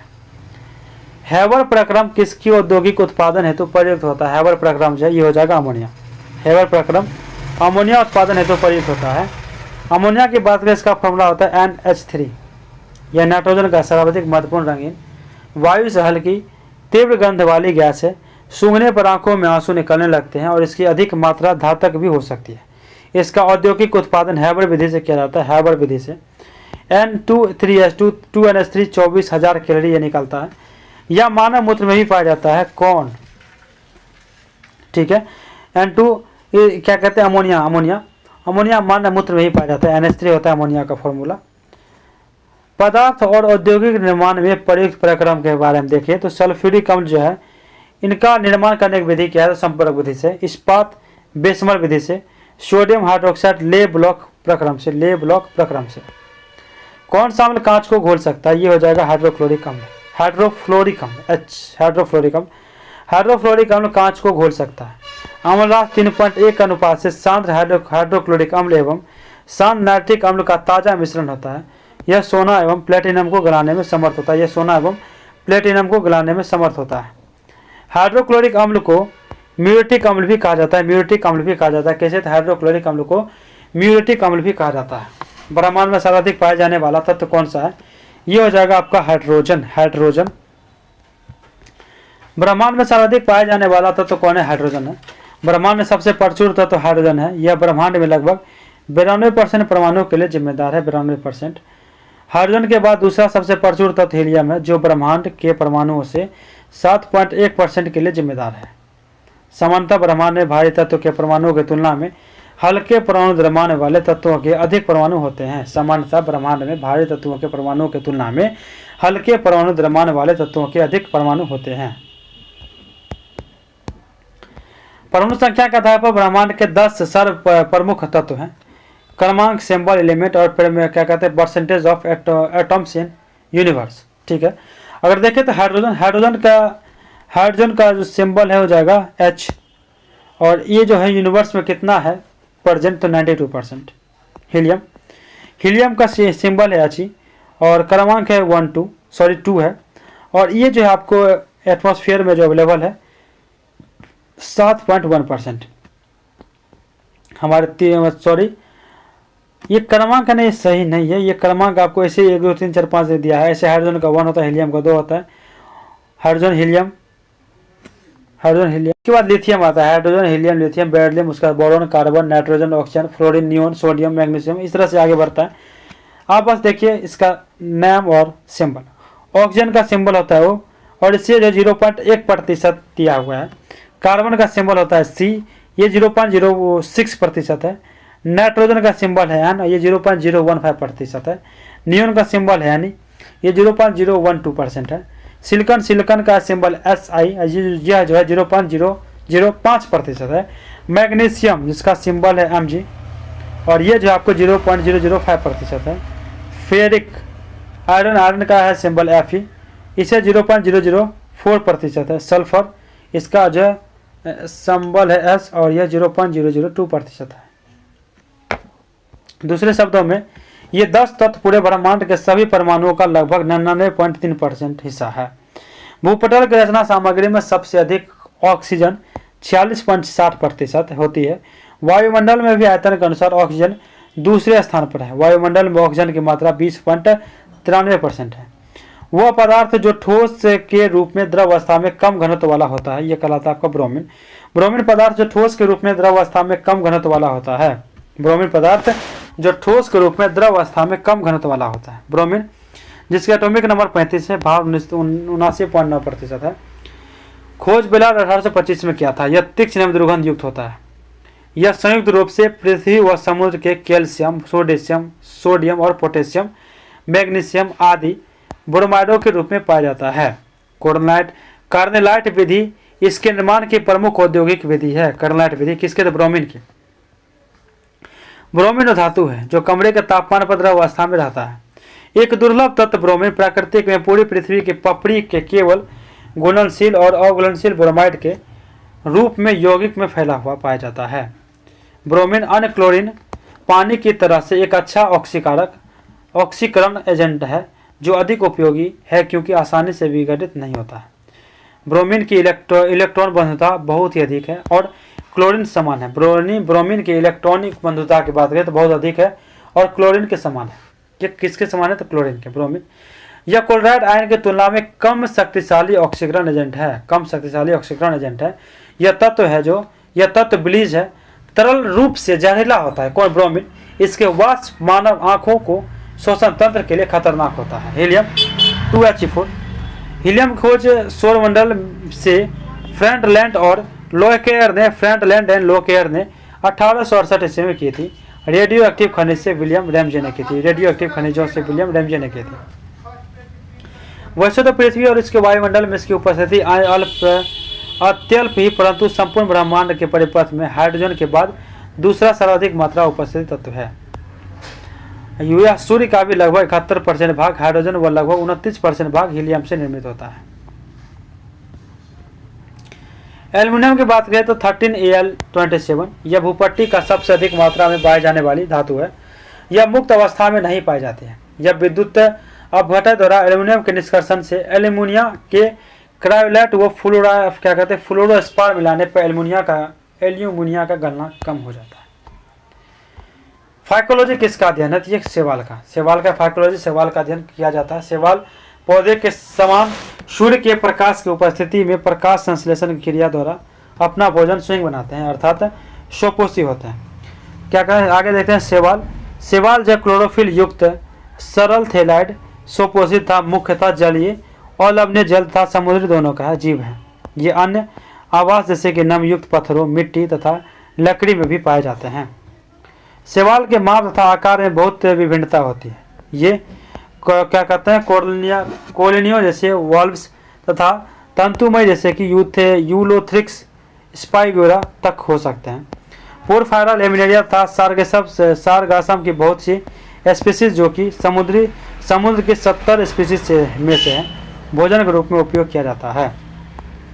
कुछ समुद्री भूरी तथा लाल शैवाल बहुत ही अधिक कैरागिनी लाल शैवाल का उत्पादन करते हैं। कुछ समुद्र ऐसे होते हैं जो कि भूरे तथा लाल शैवाल बहुत ही अधिक कैरागिनी लाल शैवाल का उत्पादन करते हैं। जिनका व्यावसायिक उपयोग होता है।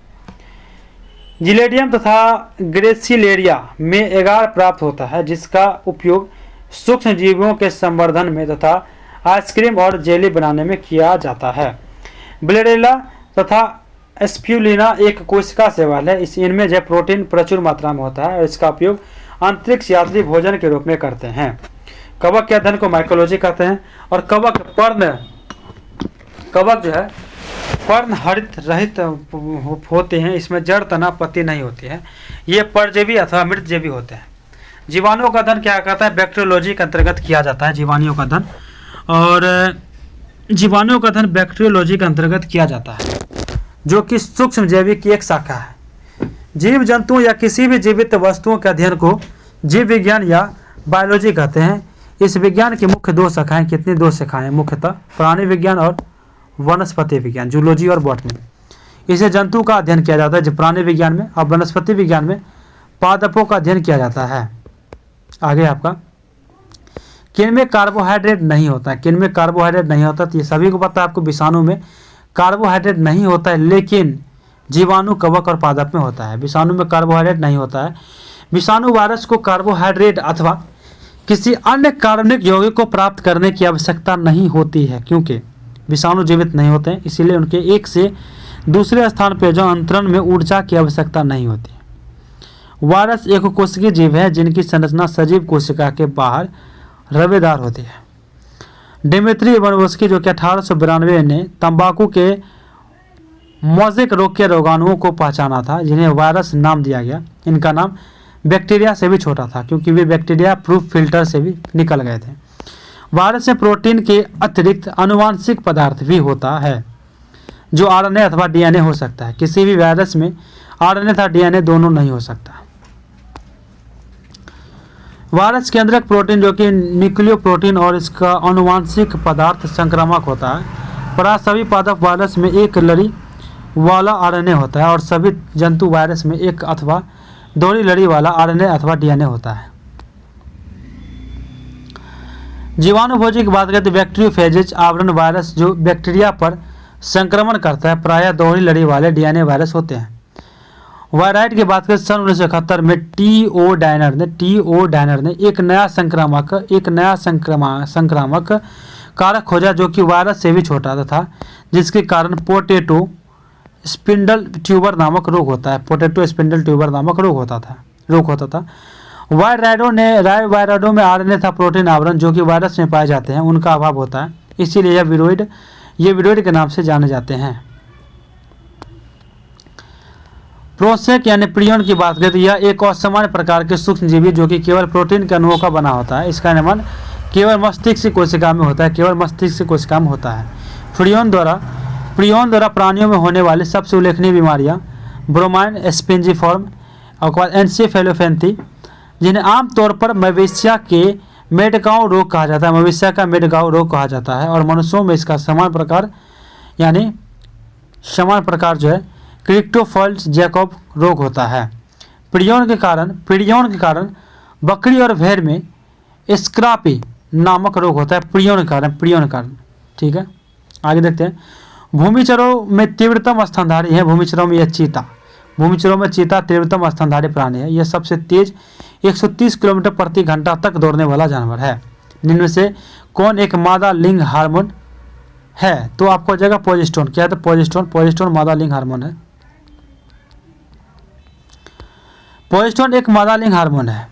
अंडाशय महिलाओं में पाई जाने वाली अंतःस्रावी ग्रंथि है। इसके द्वारा निम्न हार्मोन का स्राव होता है। पहला, प्रोजेस्टेरोन। इस हार्मोन का स्राव अंडाशय के कॉर्पस ल्यूटियस कोशिकाओं के द्वारा होता है। यह हार्मोन गर्भाशय पर नियंत्रण रखता है। एस्ट्रोजन की बात करें तो इस हार्मोन का स्राव अंडाशय के ग्रेफियन फॉलिकल कोशिका द्वारा होता है, और यह हार्मोन महिलाओं के लैंगिक लक्षण पर नियंत्रण रखता है। गर्भाधारण करने के उसे 4 सप्ताह बाद भ्रूण की कोशिका गर्भाशय की कोशिका के साथ जुटकर प्लेसेंटा का निर्माण करता है, और प्लेसेंटा के दौरान निम्न हार्मोन में स्रावित होता है। अब आते हैं रिलेक्सिन। यह हार्मोन बच्चों के जन्म से ठीक पहले स्रावित होता है। यह हार्मोन गर्भनली तथा जरायु के मुख्य को ढीला करता है, ताकि बच्चा मां के गर्भाशय से बाहर आसानी से आ सके। प्रोजेस्टेरोन क्या कहते हैं, प्रोस्टोग्लैंडिन की बात करते हैं। इस हार्मोन के प्रभाव से जरायु गर्भाशय से टूटकर जरायु अलग होने लगता है, जिससे संतान के जन्म के समय दर्द उत्पन्न होता है, जिससे लेबर पेन कहते हैं। इंसुलिन यह अग्नाशय के एक भाग लैंगरहंस की द्वीपिका के बीटा कोशिका द्वारा स्रावित होती है। इंसुलिन के अल्प स्रवण से जब मधुमेह यानी डायबिटीज नामक रोग हो जाता है। एड्रेनल जिसे लड़ो या उड़ो हार्मोन भी कहते हैं, एड्रेनल और नॉरएड्रेनल किसी भी प्रकार के दबाव या आपातकालीन स्थिति में तेजी से अधिकतम मात्रा स्रावित होता है। इसे आपातकालीन हार्मोन या युद्ध हार्मोन या फ्लाइट हार्मोन भी कहते हैं। मेलाटोनिन यह एक हार्मोन है जो पिनियल ग्लैंड से स्रावित होता है। पिनियल ग्लैंड दिमाग में होता है। जब मेलाटोनिन हार्मोन स्रावित होता है तब हमें नींद आने लगती है। थायराइड निम्न अंग तंत्र का भाग होता है तो अंतःस्रावी। थायराइड एक अंतःस्रावी ग्रंथि है, अर्थात एक एंडोक्राइन ग्लैंड है। यह मानव शरीर में मेटाबॉलिज्म, विकास और परिपक्वता के महत्वपूर्ण भूमिका निभाता है। यह ग्लैंड गले के नीचे ट्रेकिया नामक विंड पाइप के सामने स्थित है। आगे देखते हैं। थायराइड ग्रंथि से दो मुख्य हार्मोन स्रावित होता है, एक थायरोक्सिन और दूसरा होता है कैल्सिटोनिन। थायरोक्सिन यह हार्मोन ग्लूकोज, एमिनो अम्ल और वसा का ऑक्सीकरण करवाता है, जिससे हमें एटीपी के रूप में ऊर्जा प्राप्त होती है। यह हार्मोन हाइपोथैलेमस ग्रंथि तथा टीएसएच के साथ मिलकर शरीर के तापमान को नियंत्रित करता है। इस प्रक्रिया को थर्मोरेगुलेशन कहते हैं। आगे देखते हैं। थायरोक्सिन की कमी से बच्चों में क्रेटिनिज्म रोग तथा बड़ों में इस हार्मोन की मात्रा अचानक बढ़ जाने से ही ग्रेव की बीमारी होती है। इस बीमारी में एक या दोनों आंखें बड़ी और बाहर निकली दिखाई पड़ती है। बच्चों में क्या होता है, क्रेटिनिज्म रोग। कैल्सिटोनिन यह हार्मोन रक्त में उपस्थित कैल्शियम को हड्डी से जोड़ता है, जिससे हड्डी मजबूत बनती है। इसकी कमी से ऑस्टियोपोरोसिस रोग होने की संभावना रहती है। हाइपोथैलेमस और पिट्यूटरी ग्लैंड मुख्यतः थायराइड की गतिविधियों को नियंत्रित करते हैं। थायराइड ग्लैंड से जो हार्मोन निकलते हैं वह लगभग हमारे शरीर के सभी हिस्सों को प्रभावित करते रहते हैं। स्किन, ब्रेन, मांसपेशी आदि इसका सबसे अहम भाग होता है। ठीक है। 1D द्वारा इस्तेमाल हो रही ऊर्जा को कंट्रोल करना यानी कि मेटाबॉलिज्म को नियंत्रित करना है। थायराइड हार्मोन की बहुत अधिक स्राव कारण हाइपरथायरॉयडिज्म होता है। थायराइड ग्लैंड भोजन से दो मुख्य हार्मोन बनाने के लिए आयोडीन का उपयोग करता है। थायरोडिन रोलाइन T3 और थायरोक्सिन T4 के अधिक स्राव होने के मानव शरीर में जो लक्षण दिखते हैं वे इस प्रकार हैं: चिंता, चिड़चिड़ापन, घबराहट, सक्रियता, ज़्यादा पसीना आना, हाथ कांपना, बालों का झड़ना, मासिक साइकिल में बदलाव होना। आयोडीन कमी से ग्वाटर रोग होता है। क्या होता है ग्वाटर रोग? सॉल्क टीका किसके लिए होता है? तो ये पोलियो। सॉल्क टीका पोलियो के लिए होता है। पोलियो एक अपंग यानी विकलांग करने वाली घातक बीमारी है। पोलियो वायरस के कारण यह बीमारी होती है। दुनिया भर में पोलियो का मुकाबला करने के लिए 2 तरह की पोलियो वैक्सीन का इजाद हुआ। कितने? 2 तरह का, याद रखिएगा, मात्र 2 तरह का। पहला जोनास सॉल्क द्वारा विकसित किया गया टीका, जिसका साल 1952 में पहला परीक्षण किया गया और 12 अप्रैल 1952 को इसे प्रमाणित कर दुनिया भर में उपयोग के लिए प्रस्तुत किया गया। यह एक निष्क्रिय या मृत पोलियो वायरस की खुराक थी। दूसरा, ऑरल टीका। ऑरल टीका अल्बर्ट सेबिन ने भी तनु यानी कमजोर किए गए पोलियो वायरस का उपयोग करके विकसित किया, जिसका साल 1957 में परीक्षण शुरू हुआ और 1962 ईस्वी में लाइसेंस मिला। सबसे पहले टीका विकसित करने के लिए दुनिया डॉक्टर सॉल्क का योगदान याद करती है। मतलब जॉन सॉल्क का पहले याद करते, सबसे पहले वही न दिए। इसीलिए निम्न प्रतिजैविक है आपको सल्फानिलेमाइड एक प्रतिजैविक है। सूक्ष्म जीवों के द्वारा स्रावित वे रासायनिक पदार्थ जो दूसरे सूक्ष्म जीवों की वृद्धि को रोक देते हैं प्रतिजैविक कहलाते हैं। प्रतिजैविक का अंग्रेजी शब्द है एंटीबायोटिक में एंटी विरुद्ध तथा बायो जीवन से बना है, जिसका अर्थ है जीवन के विरुद्ध। सर्वप्रथम प्रतिजैविक पेनिसिलिन की खोज जो है अलेक्जेंडर फ्लेमिंग के द्वारा की गई थी। प्रतिजैविक के दो समूह में विभक्त किया जा सकता है। प्रतिजैविक को दो समूह में विभक्त किया जाता है। एक पहला है कि विस्तृत स्पेक्ट्रम प्रतिजैविक। इस प्रकार के प्रतिजैविक ग्राम धनात्मक तथा ग्राम ऋणात्मक दोनों प्रकार के जीवाणुओं को मारने का कार्य करते हैं, जैसे कि ampicillin, chloramphenicol, chlortetracycline, dimethyl chlortetracycline, oxychlortetracycline, tetracycline या केनामाइसिन, रेफ्यूमिसिन और जेनेटामाइसिन। संकीर्ण स्पेक्ट्रम प्रतिजैविक की बात करें तो यह केवल ग्राम ऋणात्मक जीवाणुओं को मारने का कार्य करता है।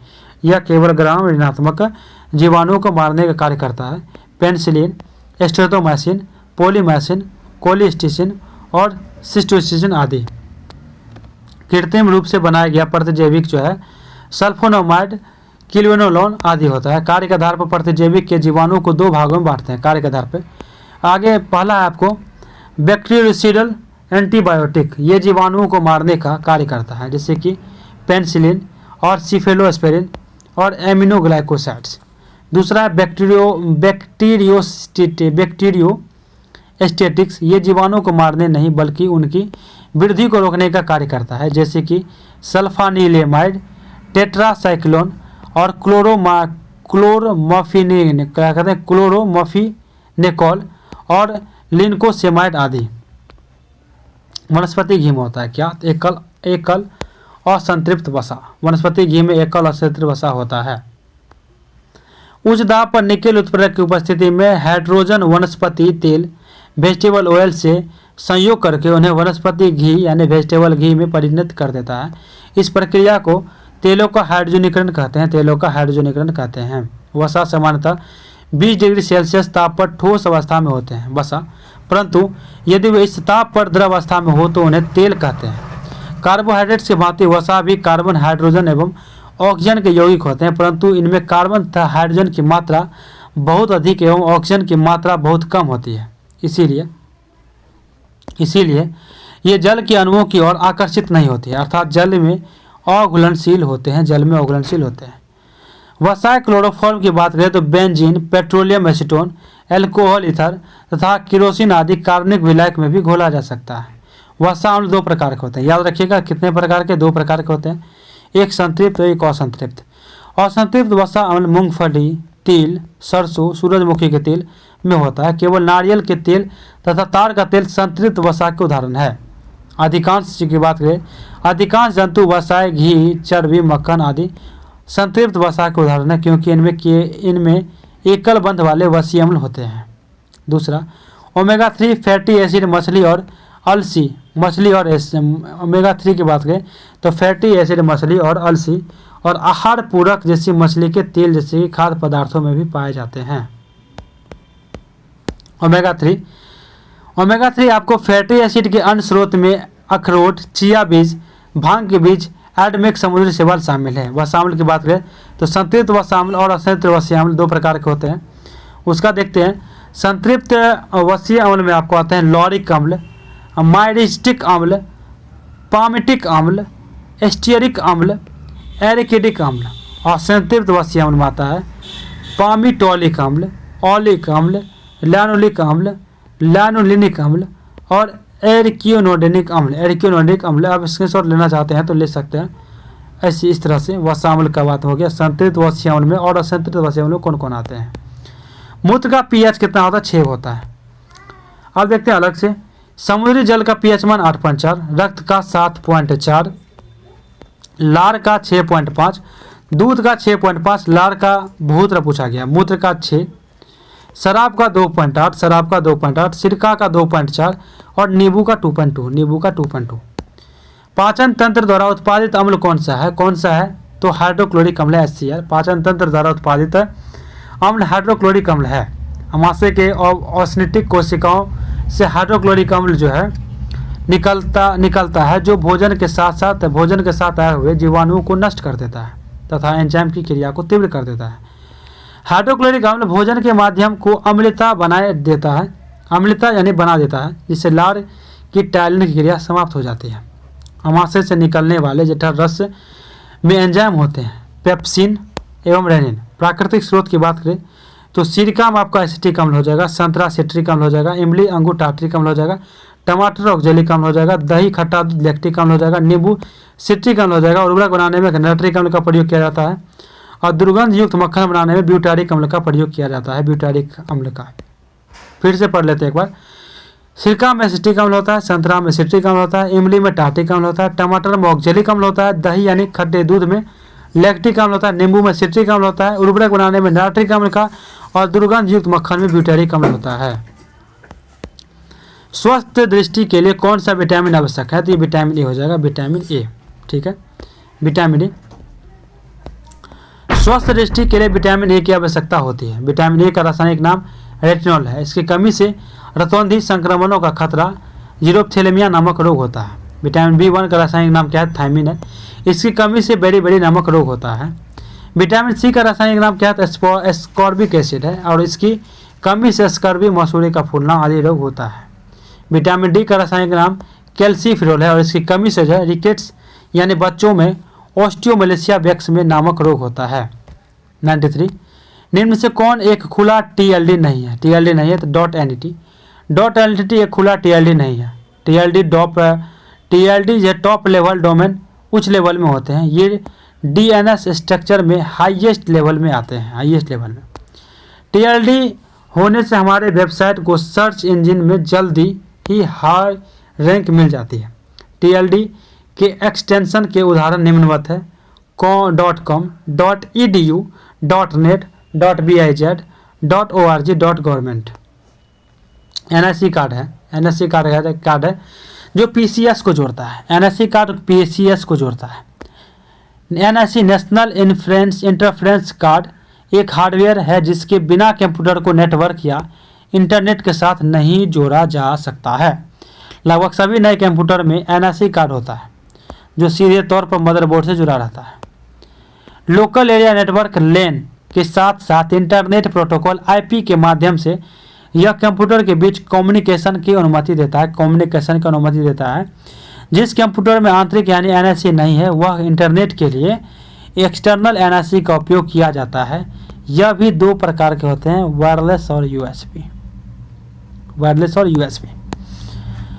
संगणक की गति किस में व्यक्त की जाती है? संगणक की गति आपको गीगाहर्ट्ज में व्यक्त की जाती है। गीगाहर्ट्ज में कंप्यूटर के प्रोसेसर की गति को मापने के लिए हर्ट्ज नामक इकाई का प्रयोग किया जाता है। वर्तमान समय में कंप्यूटर प्रोसेसरों की गति गीगाहर्ट्ज तक पहुंच गई है। वर्तमान समय में कंप्यूटर प्रोसेसर गति जो है गीगाहर्ट्ज तक पहुंच गई है। डीवीडी में भी का अर्थ होता है, डीवीडी में भी का होता है वर्सटाइल। डीवीडी में भी का अर्थ है वर्सटाइल होता है। डीवीडी यानी डिजिटल वर्सटाइल डाइस एक डिजिटल ऑप्टिकल डिस्क स्टोरेज प्रारूप है। इसका आविष्कार और विकास 1995 ईस्वी में किया गया था और 1996 ईस्वी के अंत तक जारी किया गया था।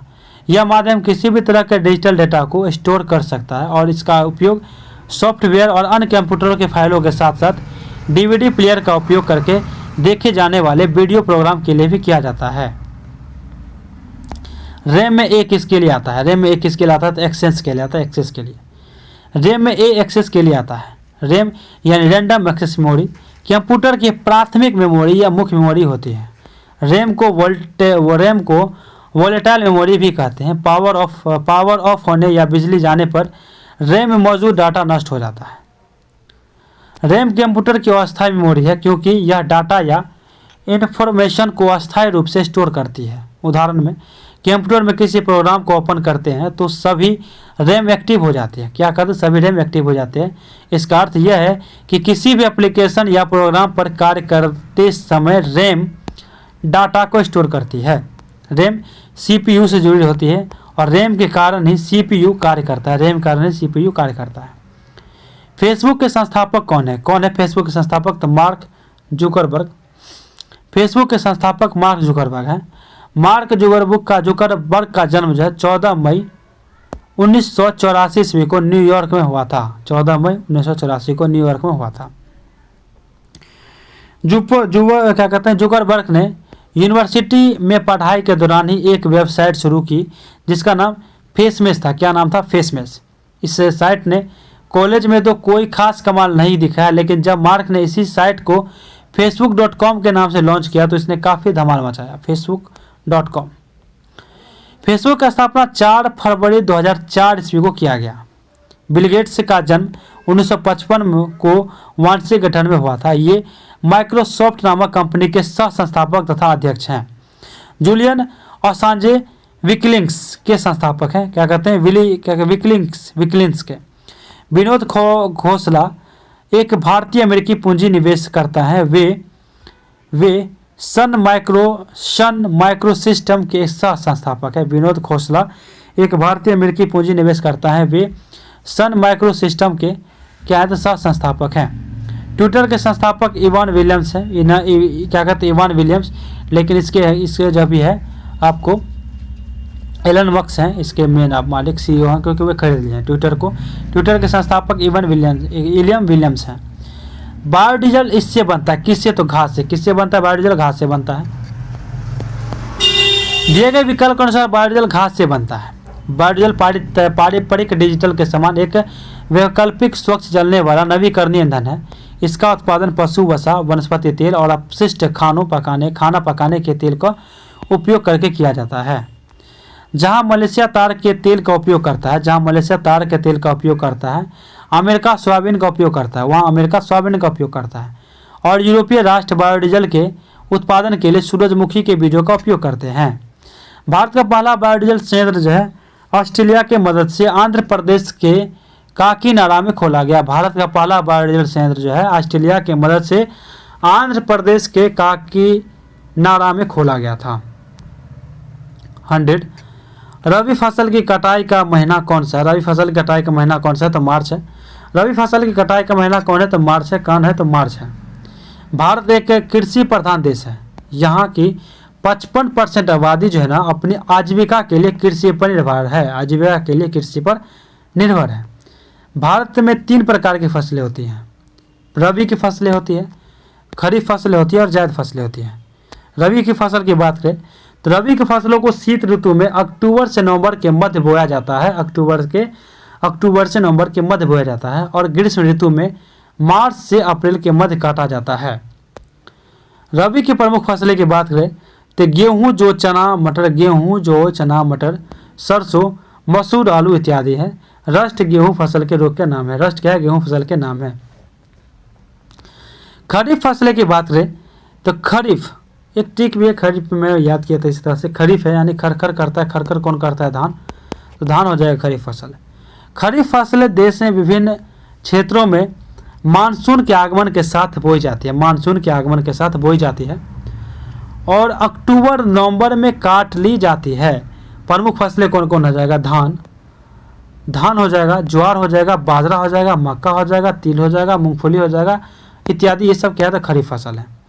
ब्लू ग्रीन क्या कहता है कि ब्लू ग्रीन क्या कह रहा है? एक बार फिर से देखते हैं कि ब्लू ग्रीन एल्गी नील हरित शैवाल चावल की फसल के लिए प्रमुख जैव उर्वरक है। ब्लू ग्रीन एल्गी जो कि नील हरित शैवाल है वह चावल की फसल के लिए प्रमुख जैव उर्वरक है। तीसरा है आपका जायद। यह फसल की रबी व खरीफ के मध्यवर्ती काल में अर्थात मार्च में बोकर जून में काट ली जाती है। यह मध्यवर्ती है यानी खरीफ और रबी के मध्यवर्ती है, यानी बीच में जो टाइम खाली रहता है उसमें जायद फसल उगाया जाता है। फसल रबी एवं खरीफ के मध्यवर्ती है काल में अर्थात मार्च में बोकर जून तक काट ली जाती है। जायद फसल के उदाहरण कौन कौन हो जाएंगे? ये फल फ्रूट हो जाएंगे। तरबूज, खरबूज, ककड़ी, खीरा, करेला आदि। तरबूज, खरबूज, ककड़ी, खीरा, करेला आदि। एक बार एग्जाम्पल फिर से पढ़ लेते हैं क्योंकि बहुत पूछा जाता है। रबी फसल में आपका आता है गेहूं, जौ, चना, मटर, सरसों, मसूर, आलू इत्यादि। ये सब रबी फसल है। खरीफ में आपका आता है, खरीफ में धान, ज्वार, बाजरा, मक्का, तिल, मूंगफली, ये सब खरीफ में है। जायद में आपका आता है, जायद में तरबूज, खरबूज, ककड़ी, खीरा, करेला आदि आता है। ये आज जो है सेट नंबर क्या कर रहे हैं? सेट आपका 24 ख़त्म होता है और हम सब जो है ना पूरे कंप्लीट 25 सेट के क्लास में अब पूरे अंतिम छोर पे आ गए हैं और 25 अब लास्ट इसकी क्लास होगी 25, यानी संपूर्ण ये महासंग्राम जो चल रही थी आपकी ज्ञान बिंदु थर्ड एडिशन क्वेश्चन बैंक की, वो ख़त्म होता है। इतना मेहनत में किया हूँ। आपसे एक रिक्वेस्ट है कि प्लेलिस्ट आप शेयर ज़रूर करिएगा, ठीक है। मिलते हैं आपकी लास्ट महासंग्राम क्लास में, थर्ड एडिशन क्वेश्चन बैंक। जल्द ही शाम तक वो क्लास अपलोड हो जाएगी, आप ज़रूर देखिएगा, शेयर ज़रूर करिएगा और एक कमेंट ज़रूर करिएगा। मिलते हैं नेक्स्ट क्लास में। धन्यवाद। जय हिंद।